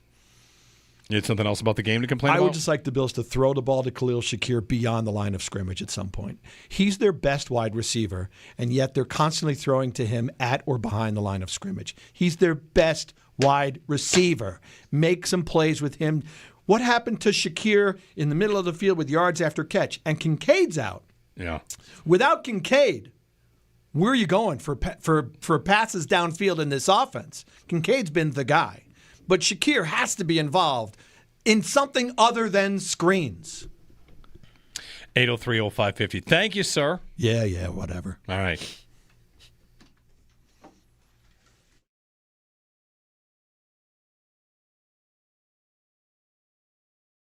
It's very stark to me what this offense looks like when Kincaid is not available to them and is not on the field at all. And that's on the receivers, that's on the GM, I think that's on the coordinator, it's a little bit on the quarterback, the head coach. Like, I think everybody is at fault right now for this passing offense being so untrustworthy. And that's the word I'd want to use because that's how I feel Allen probably feels about it. All the screenshots or clips that you're seeing on social media are like, he might have had a guy here and he might have had a guy there. It doesn't matter. He doesn't trust any of them. What is he? He doesn't trust any of it right now. So if a guy's open for half a second, he's probably not pulling the trigger because he can't count on any of these guys on a consistent basis. Other than Kincaid. I don't know who else he's supposed to look to. Kincaid and Shakir, who runs 2 yards. Right, and those aren't even real pass plays. Right. So it's like the one guy he might be able to trust doesn't run real pass plays.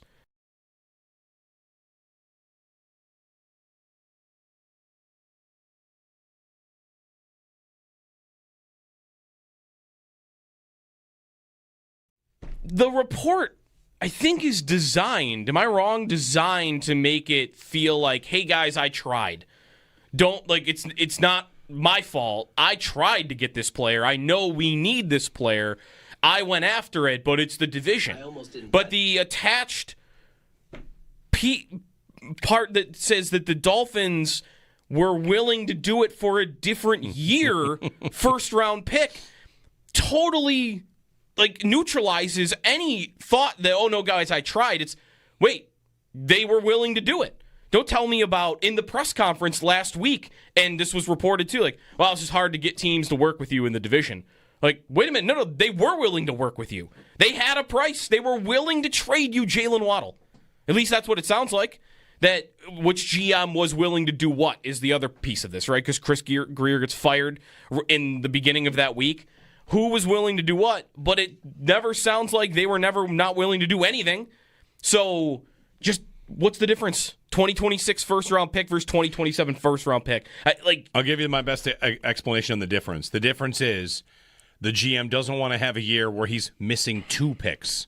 He wanted to be down 1 pick in each of 2 years. That's my best explanation for what the difference between the years would be. And if that's the answer, I get it would be uncomfortable to go into a draft with just a second and then a fourth, but that is not enough value lost to get rid of the thing you need most.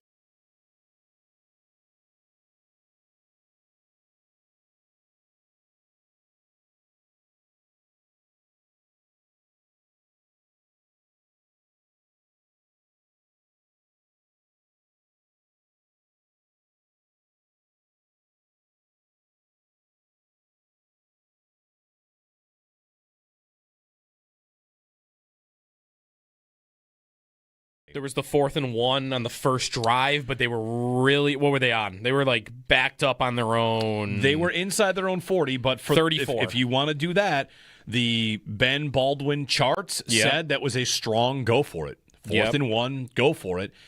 1.5 points of win probability, and I've been telling you for as long as we've been charting this, McDermott is always good at those. Yeah. This year, they are shrinking.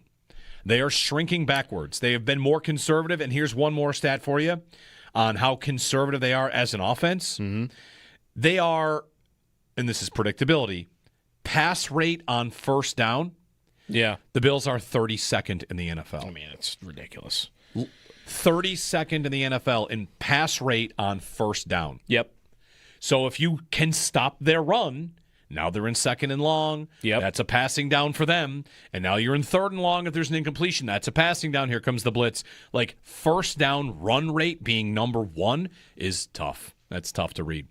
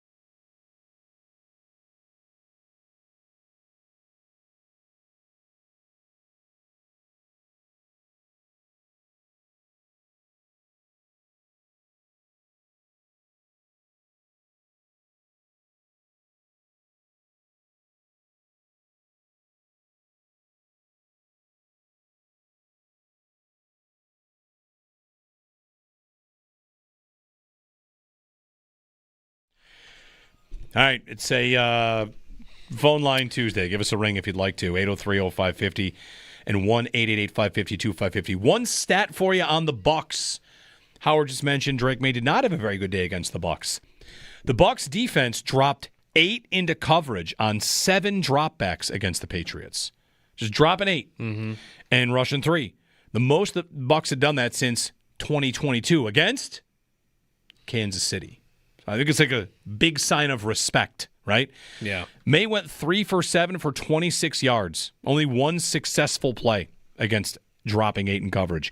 And you wonder if they load to stop the run and then the obvious passing situations, will they drop 8 sometimes against Josh Allen? Who knows? Maybe they blitz. Maybe they drop 8. But that was their answer against Drake May, dropping 8 into coverage on 7 of his dropbacks. Bucs this week. It is Tuesday. Jeremy and Joe here on WGR. So, all right, had that for you. Any other stats for you here? We got Lindy Ruff coming up on the other side. Longest time to throw of Josh Allen's career. Saw that on Sunday. Here's another stat of the day for you around the league stuff. The Seahawks have scored 31 points in the first half 3 times this year. It's incredible. 3 times in their last 7 games, they've got 31 points in the first half. Yeah. They had done it 3 times in their previous 331 games. Playoffs included. I think Minnesota really regrets letting Darnold go. Yep, I think so too. All right. Hey, Turkey for Tickets is coming back, by the way. That's tomorrow. I could tell you all about that. Drop off a 20-pound frozen turkey tomorrow, 7 to 9 a.m. Tops on Yonge Street in Tonawanda, Tops in Orchard Park, and the KeyBank Center Lot. Get a voucher for 2 Sabres tickets, and it benefits the city mission and Feed More of Western New York. So big day tomorrow. Turkey for Tickets is returning. Lindy Ruff on the other side ahead of Sabres in Mammoth, which will be tomorrow. They've got a little bit of a break here, and they've got a lot of bodies missing. So we'll talk about it with the Sabres head coach coming up here on WGR.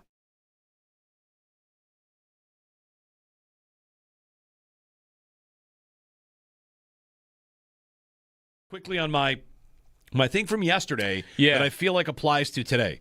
So at the Jeremy risk of sounding like a hot take artist, which insurance, I don't think insurance is not supposed to be or try to be too often.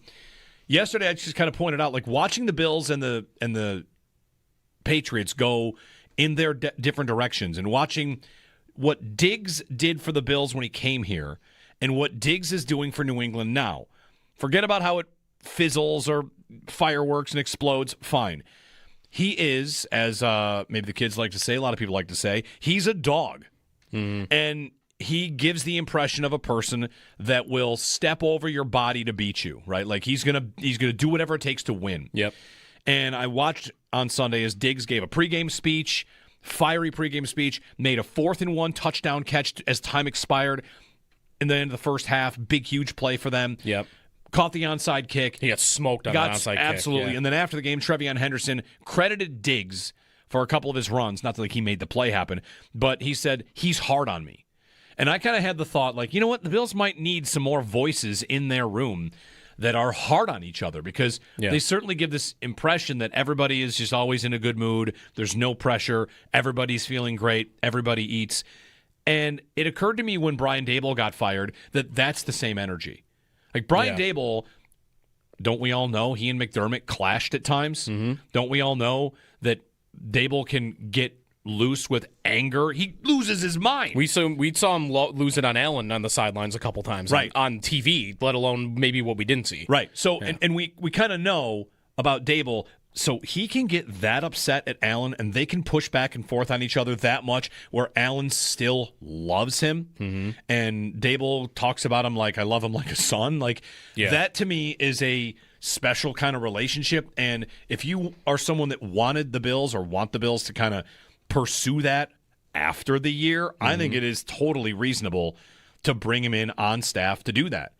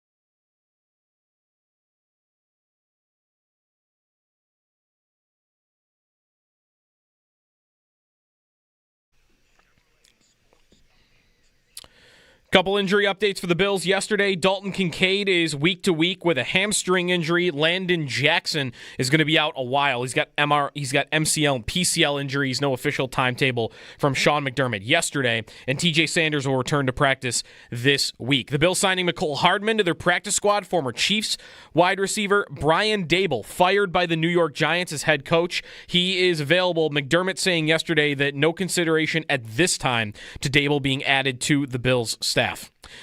Monday Night Football, Eagles over the Packers 10-7. The Sabres are off today. We'll talk with Lindy Ruff coming up next. They are in Utah to play the Mammoth tomorrow.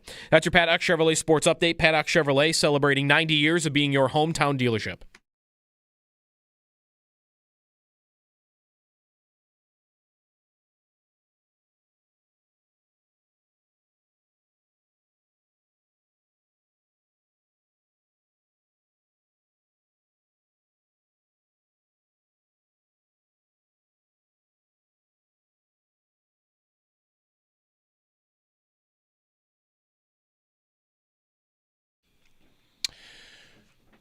Sabres play the Utah Mammoth tomorrow, part of this 4-game road trip they're on. We'll bring in Sabres head coach Lindy Ruff for our weekly conversation on Tuesdays. We moved it an hour because, of course, out west a little bit. Lindy, good morning. Jeremy and Joe. How is Salt Lake as a hockey visit, as a hockey trip? I've only been here once, and that was last year. So this is the second opportunity to stay in Salt Lake. The views are beautiful. You got the mountains in the background, and the venue is nice. They've got a new practice facility we're going to practice in today. We'll see what that's like. Yeah. Out west, these western trips, it's start in Carolina, end in Detroit, but in the midst, Colorado and Utah. You feel like this 4-game trip here, it's the first lengthy road trip of the year, really. You guys started out at home. An opportunity here maybe to kind of get some more time together. It might be a cliche, but maybe it's a cliche because it's how coaches generally feel. How do you feel about it? Yeah, I do feel it's an opportunity. I look at our last game in Carolina as really kind of the start of this trip, and I like the way we played in the first period. I like what we did in the third period. We had a tough second period where we didn't manage the puck well enough. And second periods with the longer change and you get hemmed inside your end cost us dearly. So I like what we did with the lines. I felt we were generating a lot more opportunities in the third period. Second period, we left some really good chances out there late in the period. I think with the players we've had out and shuffling the lines a little bit, I'm excited to see if these lines can stay together and help generate some offense for us. Yeah, could the trip be good too for some of those guys that are in spots, replacing guys that are out of the lineup? Like instead of just the drive back and forth to Rochester a lot, they're like you're on the trip and you're relied upon right now. Yeah, for sure. Not relied. We're counting on them And I think the guys that we have brought out have played well. If you want to look at Rosine and Austin, they both scored for us. We need secondary scoring to come from a lot of different places, and these are two talented young guys that, if you look at the year Rosine has been having in Rochester, he's played extremely well. He was leading the league in scoring when we brought him up. I think Austin, again, was having a great year, and the previous year had played really well. So they get to be part of a bigger road trip. I think you've made a good point. A lot of times they're up and back, or they're living in a hotel at home. Here they get to be part of the group and really feel like they're part of the team. Do you feel like you've had to shuffle things more than you might want to, just based on the constant in and out from everyone in the lineup? Like, I've got the players that have missed games due to injury or illness. It's Norris, Power, Greenway, Luukkonen, Kesselring, Benson, Zucker, Kulik, Kozak, Danforth, Samuelson, and now Dahlin on a leave of absence as well. Like, it's been a tough go, I think, from your standpoint, trying to get anything with consistency. Yeah, well, that's part of what you have to deal with. We don't want to use that as an excuse. It's the next man's opportunity. We have shuffled a lot of things around, and we'll continue to shuffle. It looks like there's nobody coming back for the next couple games, or possibly the next 3 games. We'll see how that goes. but every team deals with injuries. It really has to be the next man up opportunity. I think we've been really working hard in practice at our offensive zone play to increase offensive zone time, so we spend less time on our own end, and we'll continue to work on that today. But the lines have constantly changed. Our special teams has constantly changed. We're looking for lines that are generating and can help create some offense, and we're looking for some special teams that can help us win hockey games. So pieces are getting put in different places really on a nightly basis. You mentioned that some of these guys are probably not coming back this trip. Zucker with the illness and Kulik with the blood clot issues. I don't know if you've dealt with something like that before, Lindy, in your career. That feels like one of those things that can just have a total wild, amount of variance in how quickly a guy can come back from that. So is that kind of where you're at with maybe even both guys, different situations? Like it's kind of unknown when the timeline might be? Yeah, well, I can share that the blood clot was something that was found when they were looking at something else, and I think we're fortunate to have found it. The time frame for him is obviously it's a good period of time, but there's no reason with medication and if things go well that he doesn't return to play, and I don't really want to bring up a time frame for it, but I really expect him back at some point later on in the season. The Zucker one has been a crazy one, just one of those crazy viral sicknesses that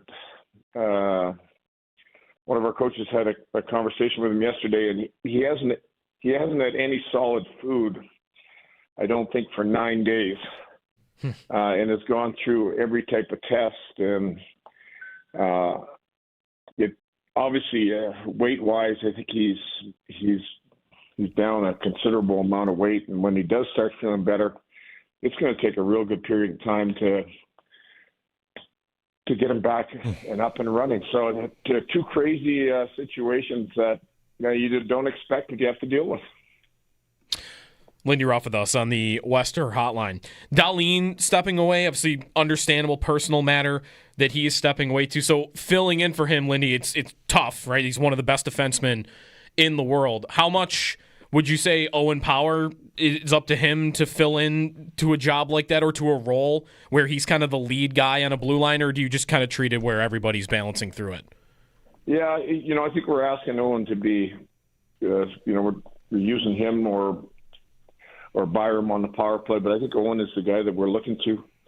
I thought he had a good game in Carolina. I thought our defensive pair that struggled was the Byram Kesselring pair, and when you take a piece out that's playing 23, 24 minutes and you add ice time, sometimes that added ice time works out for you. Sometimes it puts a player or two players in a situation that they're not usually accustomed to or playing against top lines. But I know we need more out of that pair that played.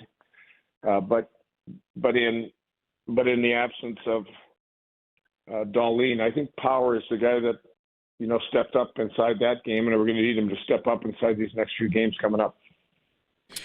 With Power, Lindy, he's still pretty young, right? I wonder if you have a number of games or age of a career where you feel like a player, I don't know, not stops growing or stops becoming who they are going to be. But do you think of him as still very much developing at this point and with a lot more ceiling to come? I do. I look at him as a package that has a lot of capabilities. A young man that's strength-wise and speed-wise and just understanding the game has got room to grow into. I think he's taken a big step this year. Part of his game, the physicality down low, has improved.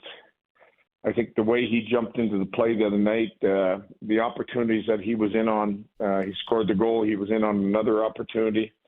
Getting up and down the ice has improved. So, yeah, I look at a lot of times for defensemen that, third, fourth year is when they kind of settle in and you know who they are and what they can do and how comfortable they are and where you can play them.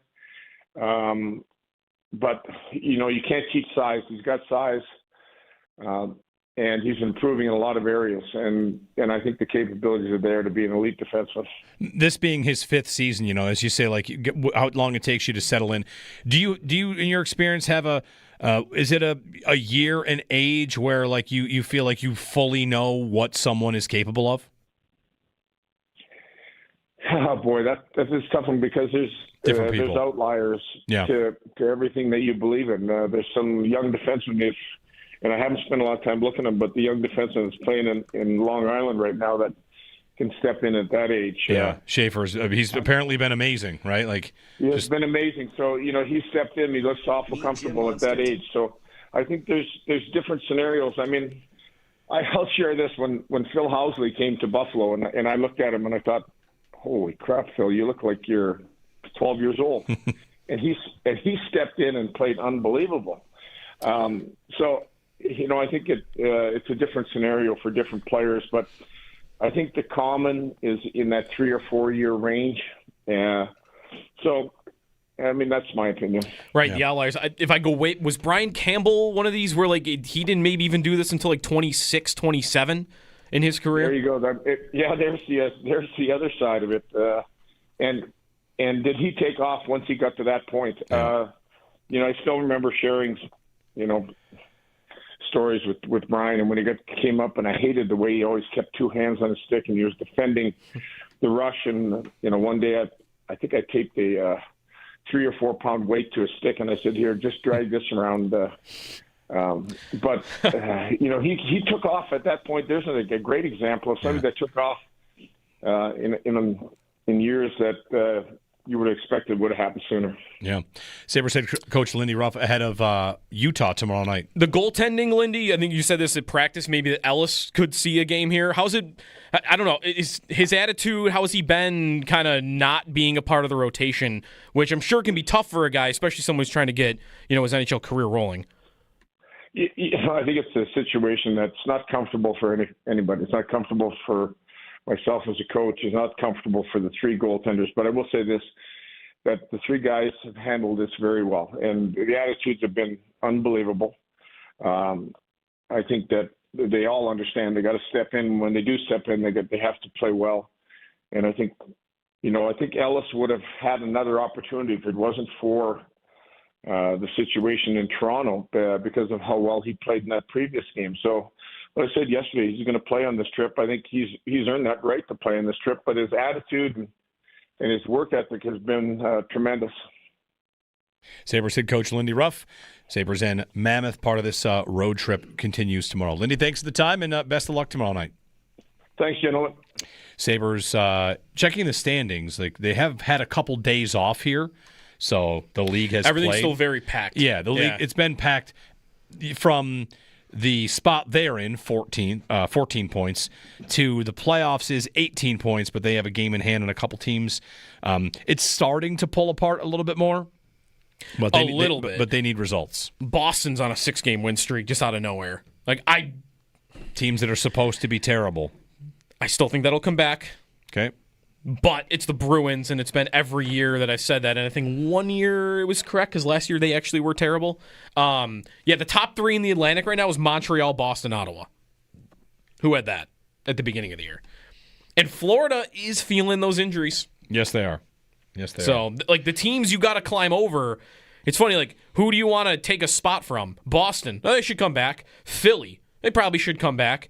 Who are the teams that are not in spots that you would expect are going to grab them? Florida, Toronto, maybe. The Rangers. You have Washington, who won their division last year. You have good teams around the Sabres in the standings that are also off the, not the best starts. 5 wins, by the way, is 2 fewer than anybody in the conference. 4 regulation wins. 4 regulation wins through 15 games. Yeah.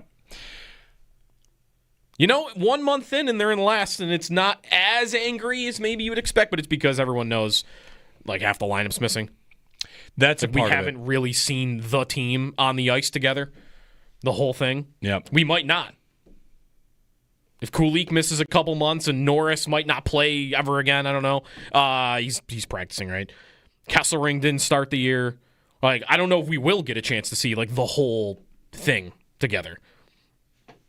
Brendan Shanahan wants to get into front offices, wants maybe the Buffalo job or the Chicago job. Anyway. You want to go down that road? Don't they already have the next GM in the building if they move on from Kevin Adams? I don't know. Well, he's not in the building, right? Because he's working in Columbus. But Shanahan also is president. I wouldn't think he would take a step back from the president role. to a day-to-day GM job? I could see him coming in as president in Yarmo GM. That is a structure that is... I mean, the word on that in the summer was the owner maybe doesn't feel the need for that, but... I feel like he would have to... If you're Brendan Shanahan and you actually do want that job and you want to be the president, you have to spend some time getting to know the owner and getting him to trust you is what I would think you have to do. I think it's going to take time. Build a relationship. Let's get to know each other.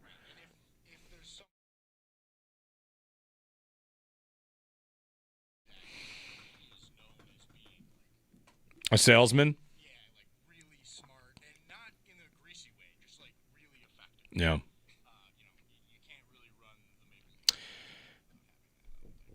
McDavid scored a sick goal last night. If you see it, spinorama? He scored twice. He had a spinorama, and I wouldn't quite say behind every great goal is a goalie that should have made a save. But in this case, it's a great goal that a goalie probably should have made a save. He had to be so utterly shocked that McDavid got a shot off from where he did.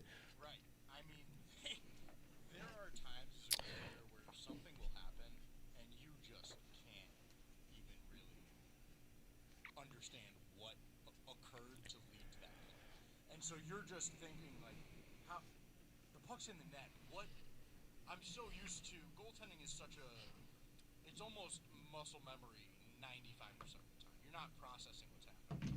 So when something like that happens that is outside of your bank of muscle memory, you're lost. And that's why you see those goals that are like, that looked like it should have been a save, even though it was a weird play. Weird plays are way harder to stop than great shots. I have always thought that. Play, bouncing puck, a fluttering puck. I'd rather play a 2-on-1 or a breakaway than a bouncing puck 10 times out of 10. Yeah. It's just, like I said, it's all muscle memory.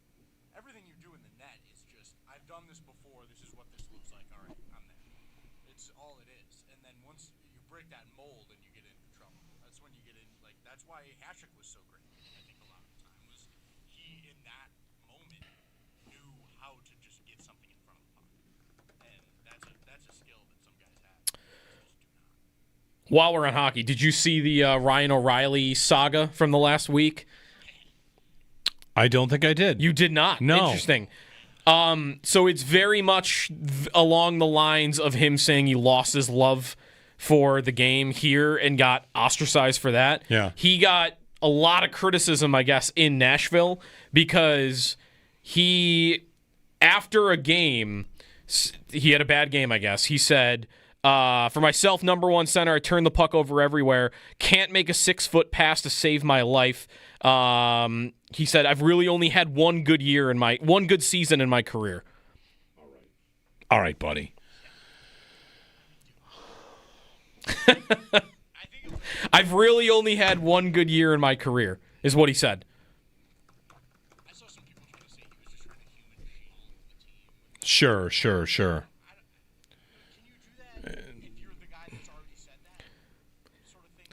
The headline in Nashville after was, by the way, Predators O'Reilly regrets crybaby postgame rant. Sure. The Patriots are going to wear their rivalry series uniforms on Thursday. Yep. The Nor'easters. Thursday against the Jets. Yeah, they look good. One stat for you. I need to build up my New England hate again. Yeah. One stat for you on the Bucs you might want. Good news. This is good news for the Bills. Mm-hmm. The Bucs, pre-Mike Evans injury, yeah, they were 4th in the league in explosive plays. Yep.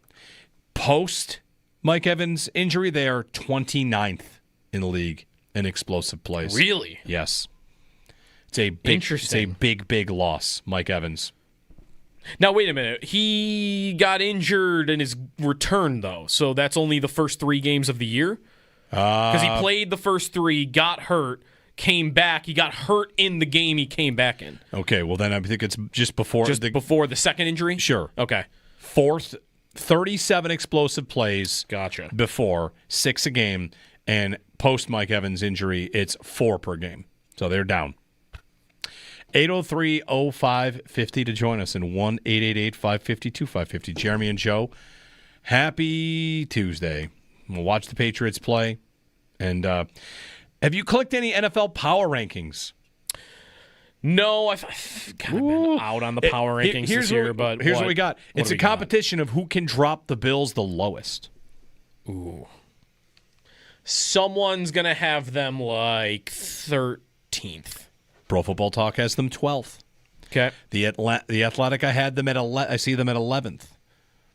It's a free fall. I mean, who should they? Who's Pro Football Talk have them below that they should definitely be above? Okay, let's go through it. Rams? No, definitely not. The Colts? No, I guess. The Broncos? I would put them above that, but they don't have to be. Sure. Lions? No. No. Eagles? No. They don't have to be above the Eagles. Seahawks? Nope. Chargers? They don't have to be above the Chargers. Patriots? They don't have to be above the Patriots. Bucs? Don't have to be above the Bucs. Bears? They have to be above the Bears. They have to be above the Bears. You sure about that? I'm pretty sure. They had a good week, but that's a dumb team. It's a dumb team. They have dumb losses all the time. The quarterback is not trustworthy at all. Here are your Bears wins. Ready? They just lost to Joe Flacco. They beat Joe Flacco. Here are your Bears wins. They lost to Tyler Huntley. That's who they lost to. Cowboys, Raiders, Commanders, Saints, Bengals. With Flacco. Giants. They haven't beaten anybody. They've beaten anybody. Yeah, the Bears can't be above the Bills. The Bears do play next the Vikings. Okay. Steelers, Eagles, Packers, Browns, Packers, Niners, Lions. Ooh, that end is You tough. might want to stack. Can I bet them to miss the playoffs right now? You might want to stack some wins, Chicago. I want to bet them to miss the playoffs right now. I don't know. They could beat the. You have a bet with me that Caleb Williams is going to get benched. I did have that bet. It's up there, top of the board. I'm going to lose that bet.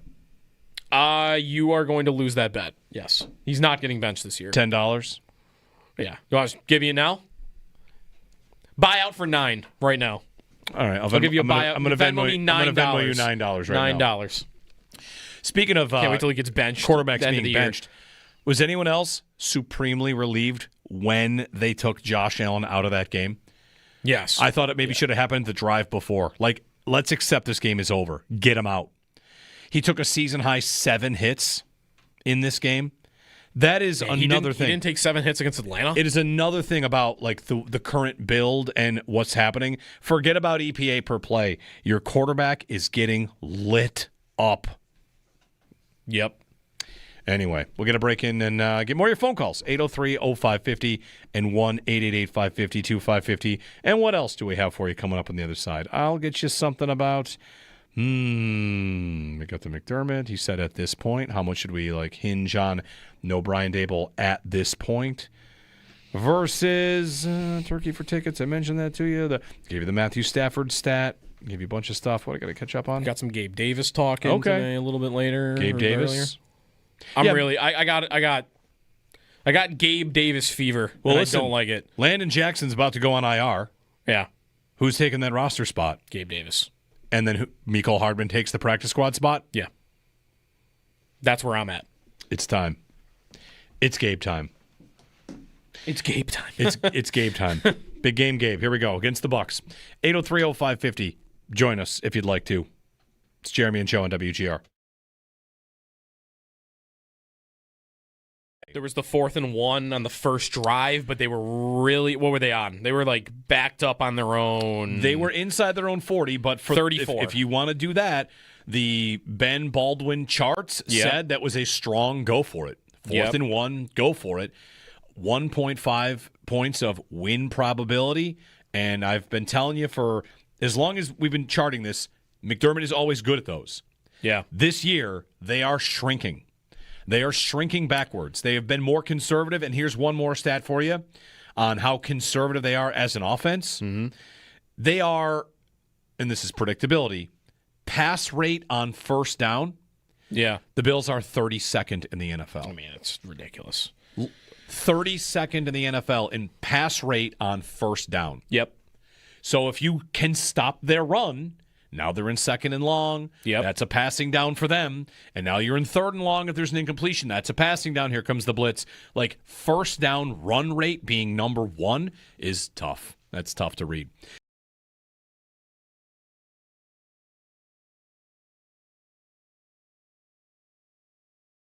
Listening to the head coach yesterday, that's really what I wanted. Like, he is praying that Gabe Davis can get back healthy because he's dying to get Coleman off the field.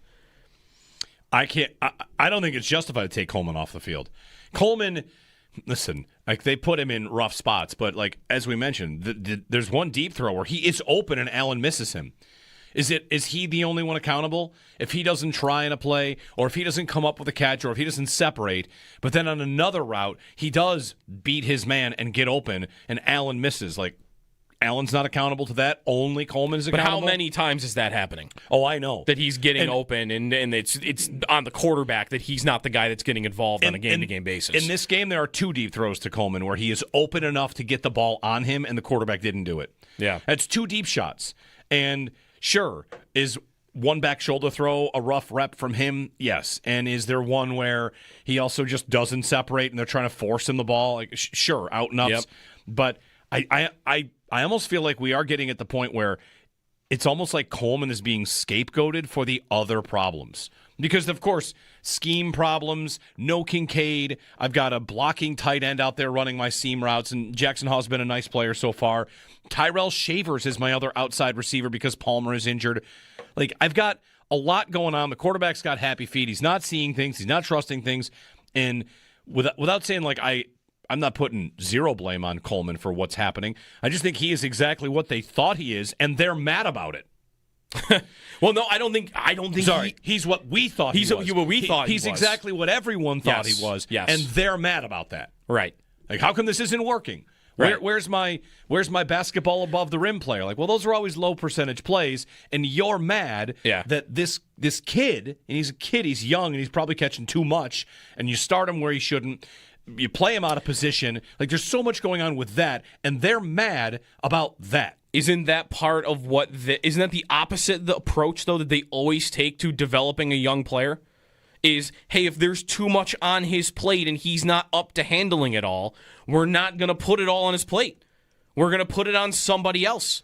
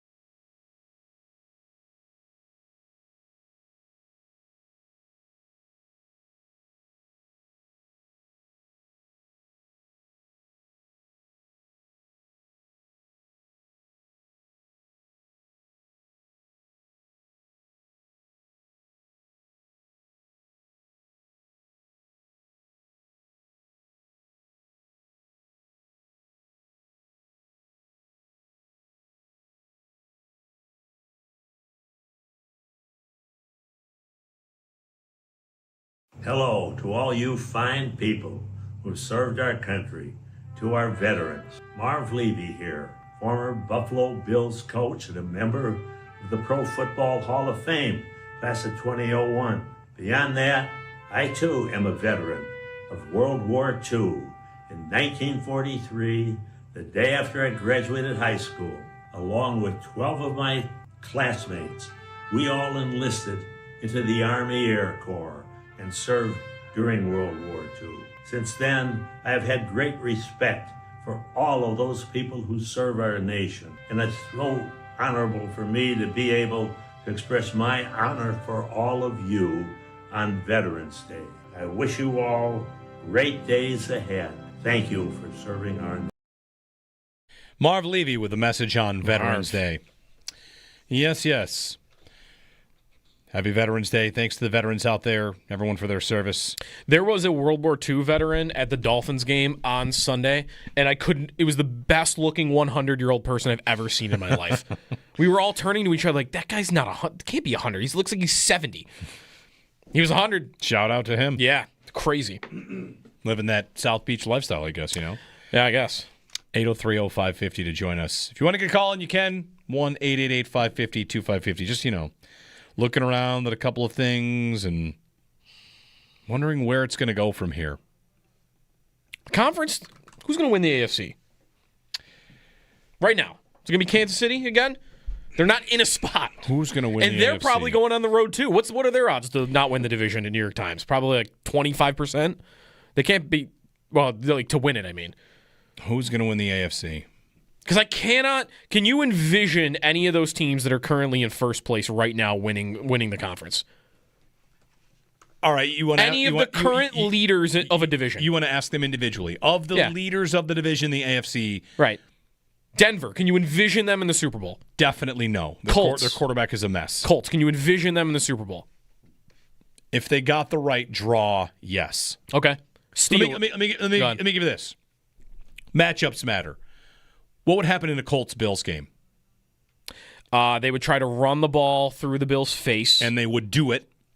And Jonathan Taylor would run for 210. Probably. And the Bills would get in a negative game script. And if they have the chops with Lou Anarumo calling their plays. Can I ask if my middle linebacker, though, is Terrell Bernard or Shaq Thompson? If it's Terrell Bernard, you're toast. If it's Shaq Thompson, I might feel like I've got a shot. But, right. They're probably going to run it like crazy. The Bills have given up multiple massive running games this year. And I feel like the Colts could actually be a bad matchup for them. So, all right. New England. Can you envision New England in the Super Bowl? Yes. Man, what a pill that would be to swallow. I wouldn't pick it, but there's nothing that could happen that would make Bills fans feel worse this season than New England making the Super Bowl. Yeah, I wouldn't pick it. I could envision them there. And Steelers, nobody in the world's going to say Of course not. No. Like, of the division winners, I could picture Indy. I could picture New England. I want to throw the Chargers in there. I could picture the Chargers. If they were to get to first? I think they have enough firepower. This is why, at the moment, I'm not rooting for this. I liked the odds at the time. I bet Baltimore to win the Super Bowl like 3 weeks ago. And at the moment, they're a game back. They are going to win that division. Yes, they are. And if they get home field and Kansas City and Buffalo don't, Baltimore is coming. They're going to get back in this. And maybe you wouldn't pick them to beat the Bills at home. Maybe you wouldn't pick them to beat Kansas City at home. But right now, of the three, I think they're easily the most likely to be at home in the playoffs. Of the big three, they're the ones. After being nowhere, they were 2-5. And they're the ones that are going to be home. Yeah. Brian in Arcade. Hey, Brian, good morning. Hey, guys. So, I was listening to Joe Brady's press conference yesterday, and he's just talking about how it's on him to get Elijah Moore and Curtis Samuel involved. And I think I bring them up because I think that's a symptom of the passing offense. When your number ones and number twos are kind of struggling, do you have any other competency? And either the pro personnel department completely failed and Curtis Samuel and Elijah Moore are spent players, or we don't run like a real route tree with them. I mean, when's the last time you pull up the Matt Harmon route tree? Do they run an out route or do they run a slant? When's the last time like a slant and Allen hit it and it was in stride and it just worked? Do they come back, like comebacks, curls, not to go through the whole thing, but like These guys were 60-plus catch players before they arrived here. Curtis Samuel's been here a year and a half. The guy's got 5 catches on the year. I mean, Elijah Moore is a bit player here. And so, to me, that's a symptomatic of this whole thing. And he's just talking about how he's got to do better. That's really lip service, because every week it's the same thing. Coleman on the outside, they're playing 20% of snaps. So until I see something change there, I mean, the pressure is going to get ratcheted up on Brady. And then the other thing I see is Keon Coleman's got a terrible habit. When he's running down the field, he can tell that he's not going to get past the corner 90% of the time. So what he does is he throttles down, he starts to hunch over. If you watch it, and he puts his hands all over the DB to anticipate the jump ball. And at that point, his momentum stops, the ball floats out of catchable range. He does that constantly. So those are the 2 things that I saw. But I when we talk about confidence in Allen and just getting rid of the ball quickly, I said it after the first Dolphins game here. Like, this team, the way they're built, they have to win by an optimized death by 1,000 cuts offense. That ball's got to come out quicker. And I guess apparently either the personnel department just messed up and these guys just are totally spent and they cannot win on a slant route anymore, or we have just simplified this offense to a point where every one of our catchers has one route. Dalton Kincaid has an over. Cleo Spear, of course, has Bubble. the tunnel screen that we run. Or they run mesh. Shot play to Coleman. Yeah, like, you saw. Everyone has one thing. Oh, got to get our Elijah Moore deep out. Jet sweep in there. Yeah, jet that's sweep. the only way we know how to use them, because I think that's what I'm seeing is the diversity of these routes stink in this offense. Yeah, thanks, Brian. I mean, there are some routes, by the way, Coleman just doesn't run, right? No. Like, they don't even try it. No. So I don't know about Samuel and Moore for that. That does feel how it is, though. Right? Like, the diversity of routes, and it just, does Brady know what he's doing when it's just time to drop back to pass and get guys open down the field? Scheming guys open down the field. Where are those? Where are the concepts that maybe your receivers aren't good at separating, but your coordinator, think of the McVay thing we were reading about earlier and how he's got guys running wide open every single play for Matthew Stafford. And sure, a lot of times it's Puka or Devontae Adams. But then there's these plays where this Whittington guy is just wide open for the Rams. All the time. Tutu Atwell. Like, they just mix guys in, and they're just wide open.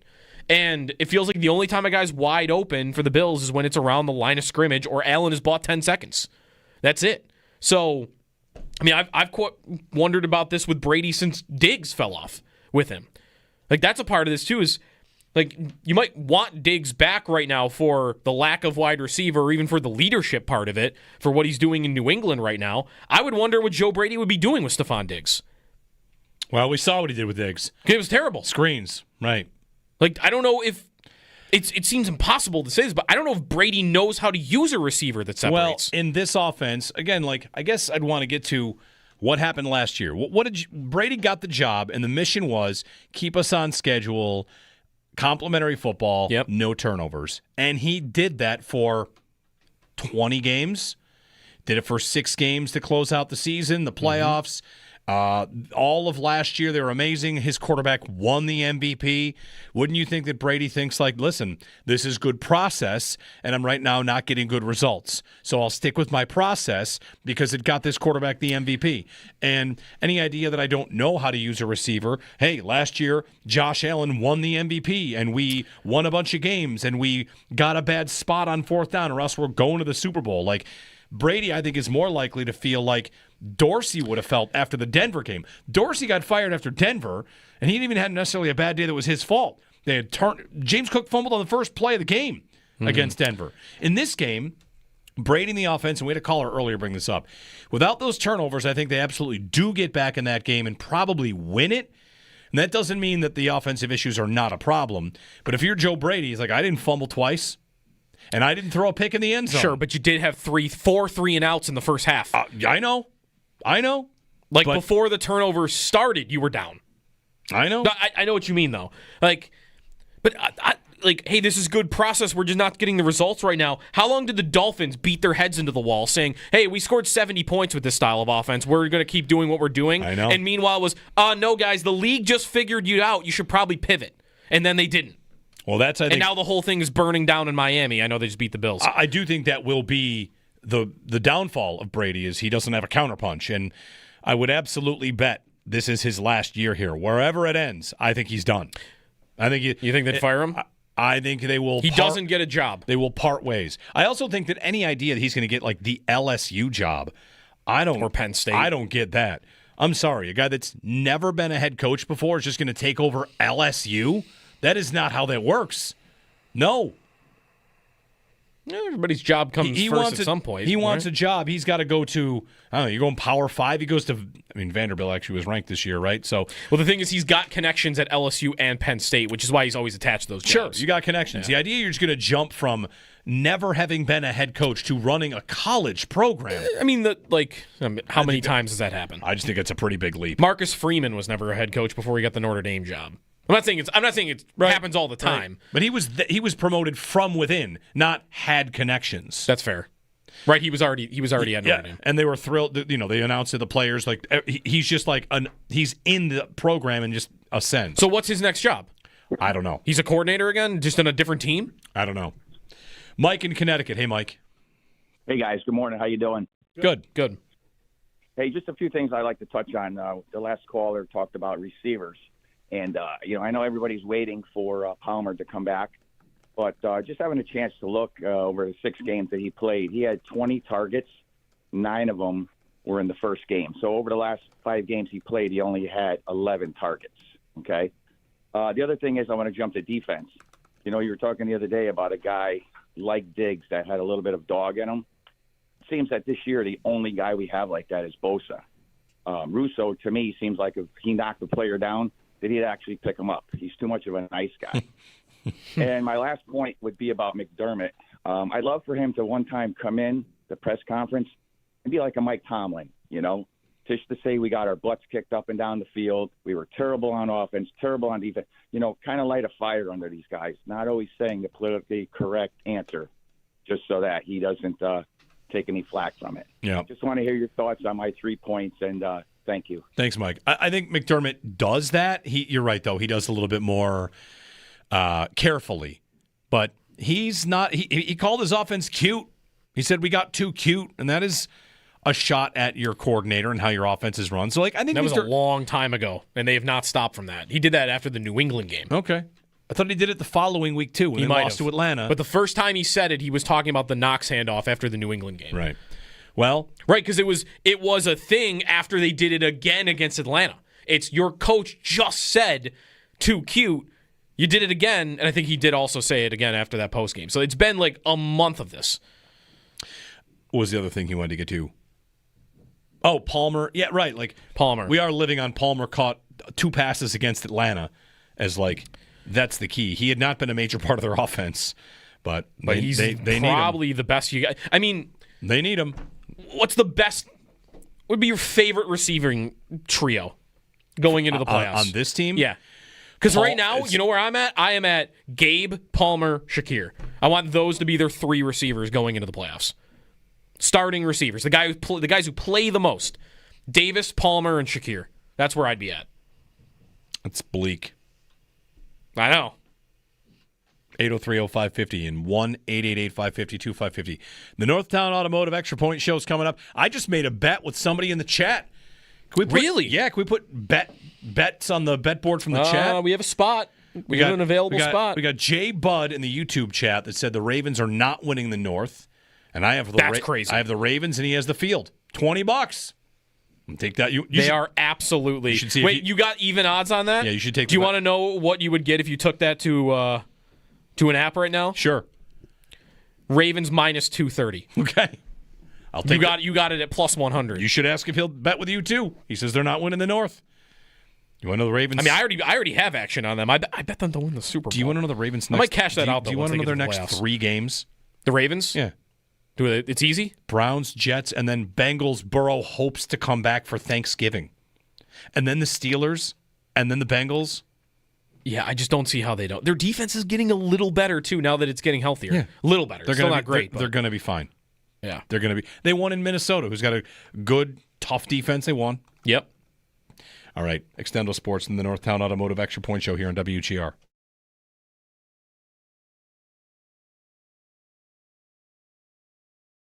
There was the 4th and 1 on the first drive, but they were really, what were they on? They were like backed up on their own. They were inside their own 40, but for 34. If you want to do that, the Ben Baldwin charts said that was a strong go for it. 4th and 1, go for it. 1.5 points of win probability, and I've been telling you for as long as we've been charting this, McDermott is always good at those. Yeah. This year, they are shrinking. They are shrinking backwards. They have been more conservative, and here's one more stat for you on how conservative they are as an offense. Mm-hmm. They are, and this is predictability, pass rate on first down. Yeah. The Bills are 32nd in the NFL. I mean, it's ridiculous. 32nd in the NFL in pass rate on first down. Yep. So if you can stop their run, now they're in 2nd and long. Yep. That's a passing down for them. And now you're in 3rd and long if there's an incompletion. That's a passing down. Here comes the blitz. Like, first down run rate being number 1 is tough. That's tough to read.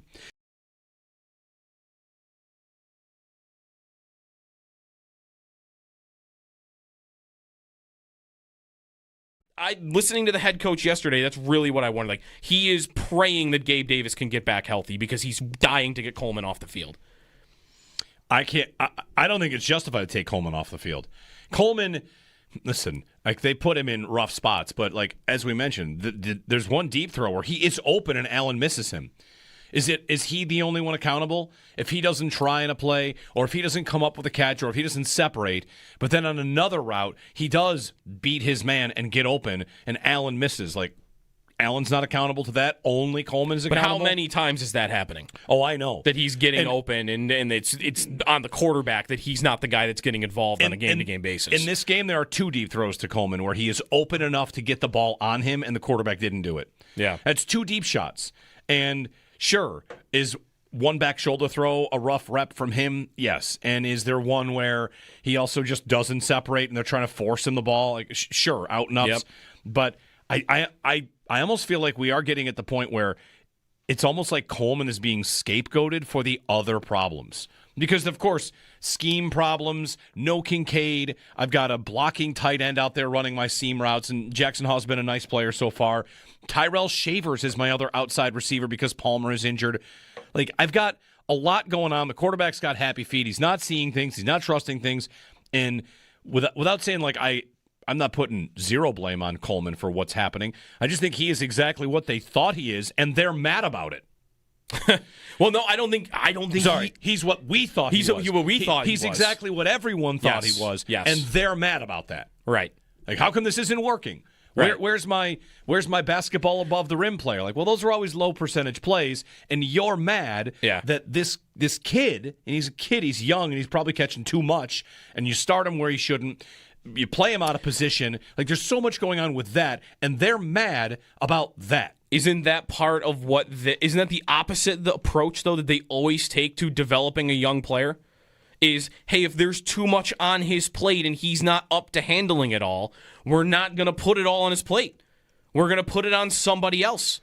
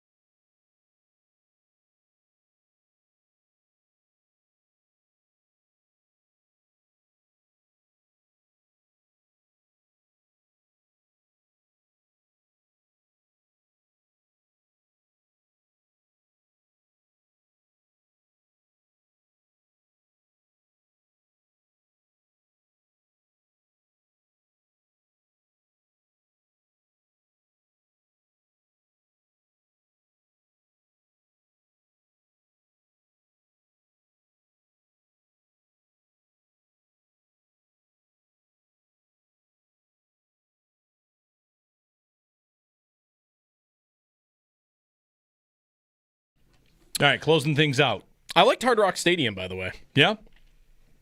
Yeah, one of the better stadiums I've liked that I've been to. The canopy's nice. Shade? Yeah, that would be insufferable without it. I was there without the canopy. It wasn't that hot the day I was there. It was December. I mean, the stadium's not really that new, but No. it was renovated, obviously. How old's that stadium? Could you see, like, the F1 course? Okay, so you take a shuttle to, like, the casino parking lot, which is where you park, and then there's a shuttle that takes you to the stadium. So on the way back, where you get on the bus is literally the F1 starting track. Oh. So you're walking, when you walk to it, you're walking by the garages that have like Lando Norris and Lewis Hamilton, like all the signs on it. Yeah, the you paddock. see the boxes right above, like where people would be standing to watch the starts. Yeah. Like our bus was like sitting in like the 7 spot. Nice. Not So, bad. We saw that. We're back tomorrow. Joe Marino joins us. Sal will check in as well. Bill's back to work. We'll get injury designations and off to the Bucs. So, Northtown Automotive Extra Point Show coming up next.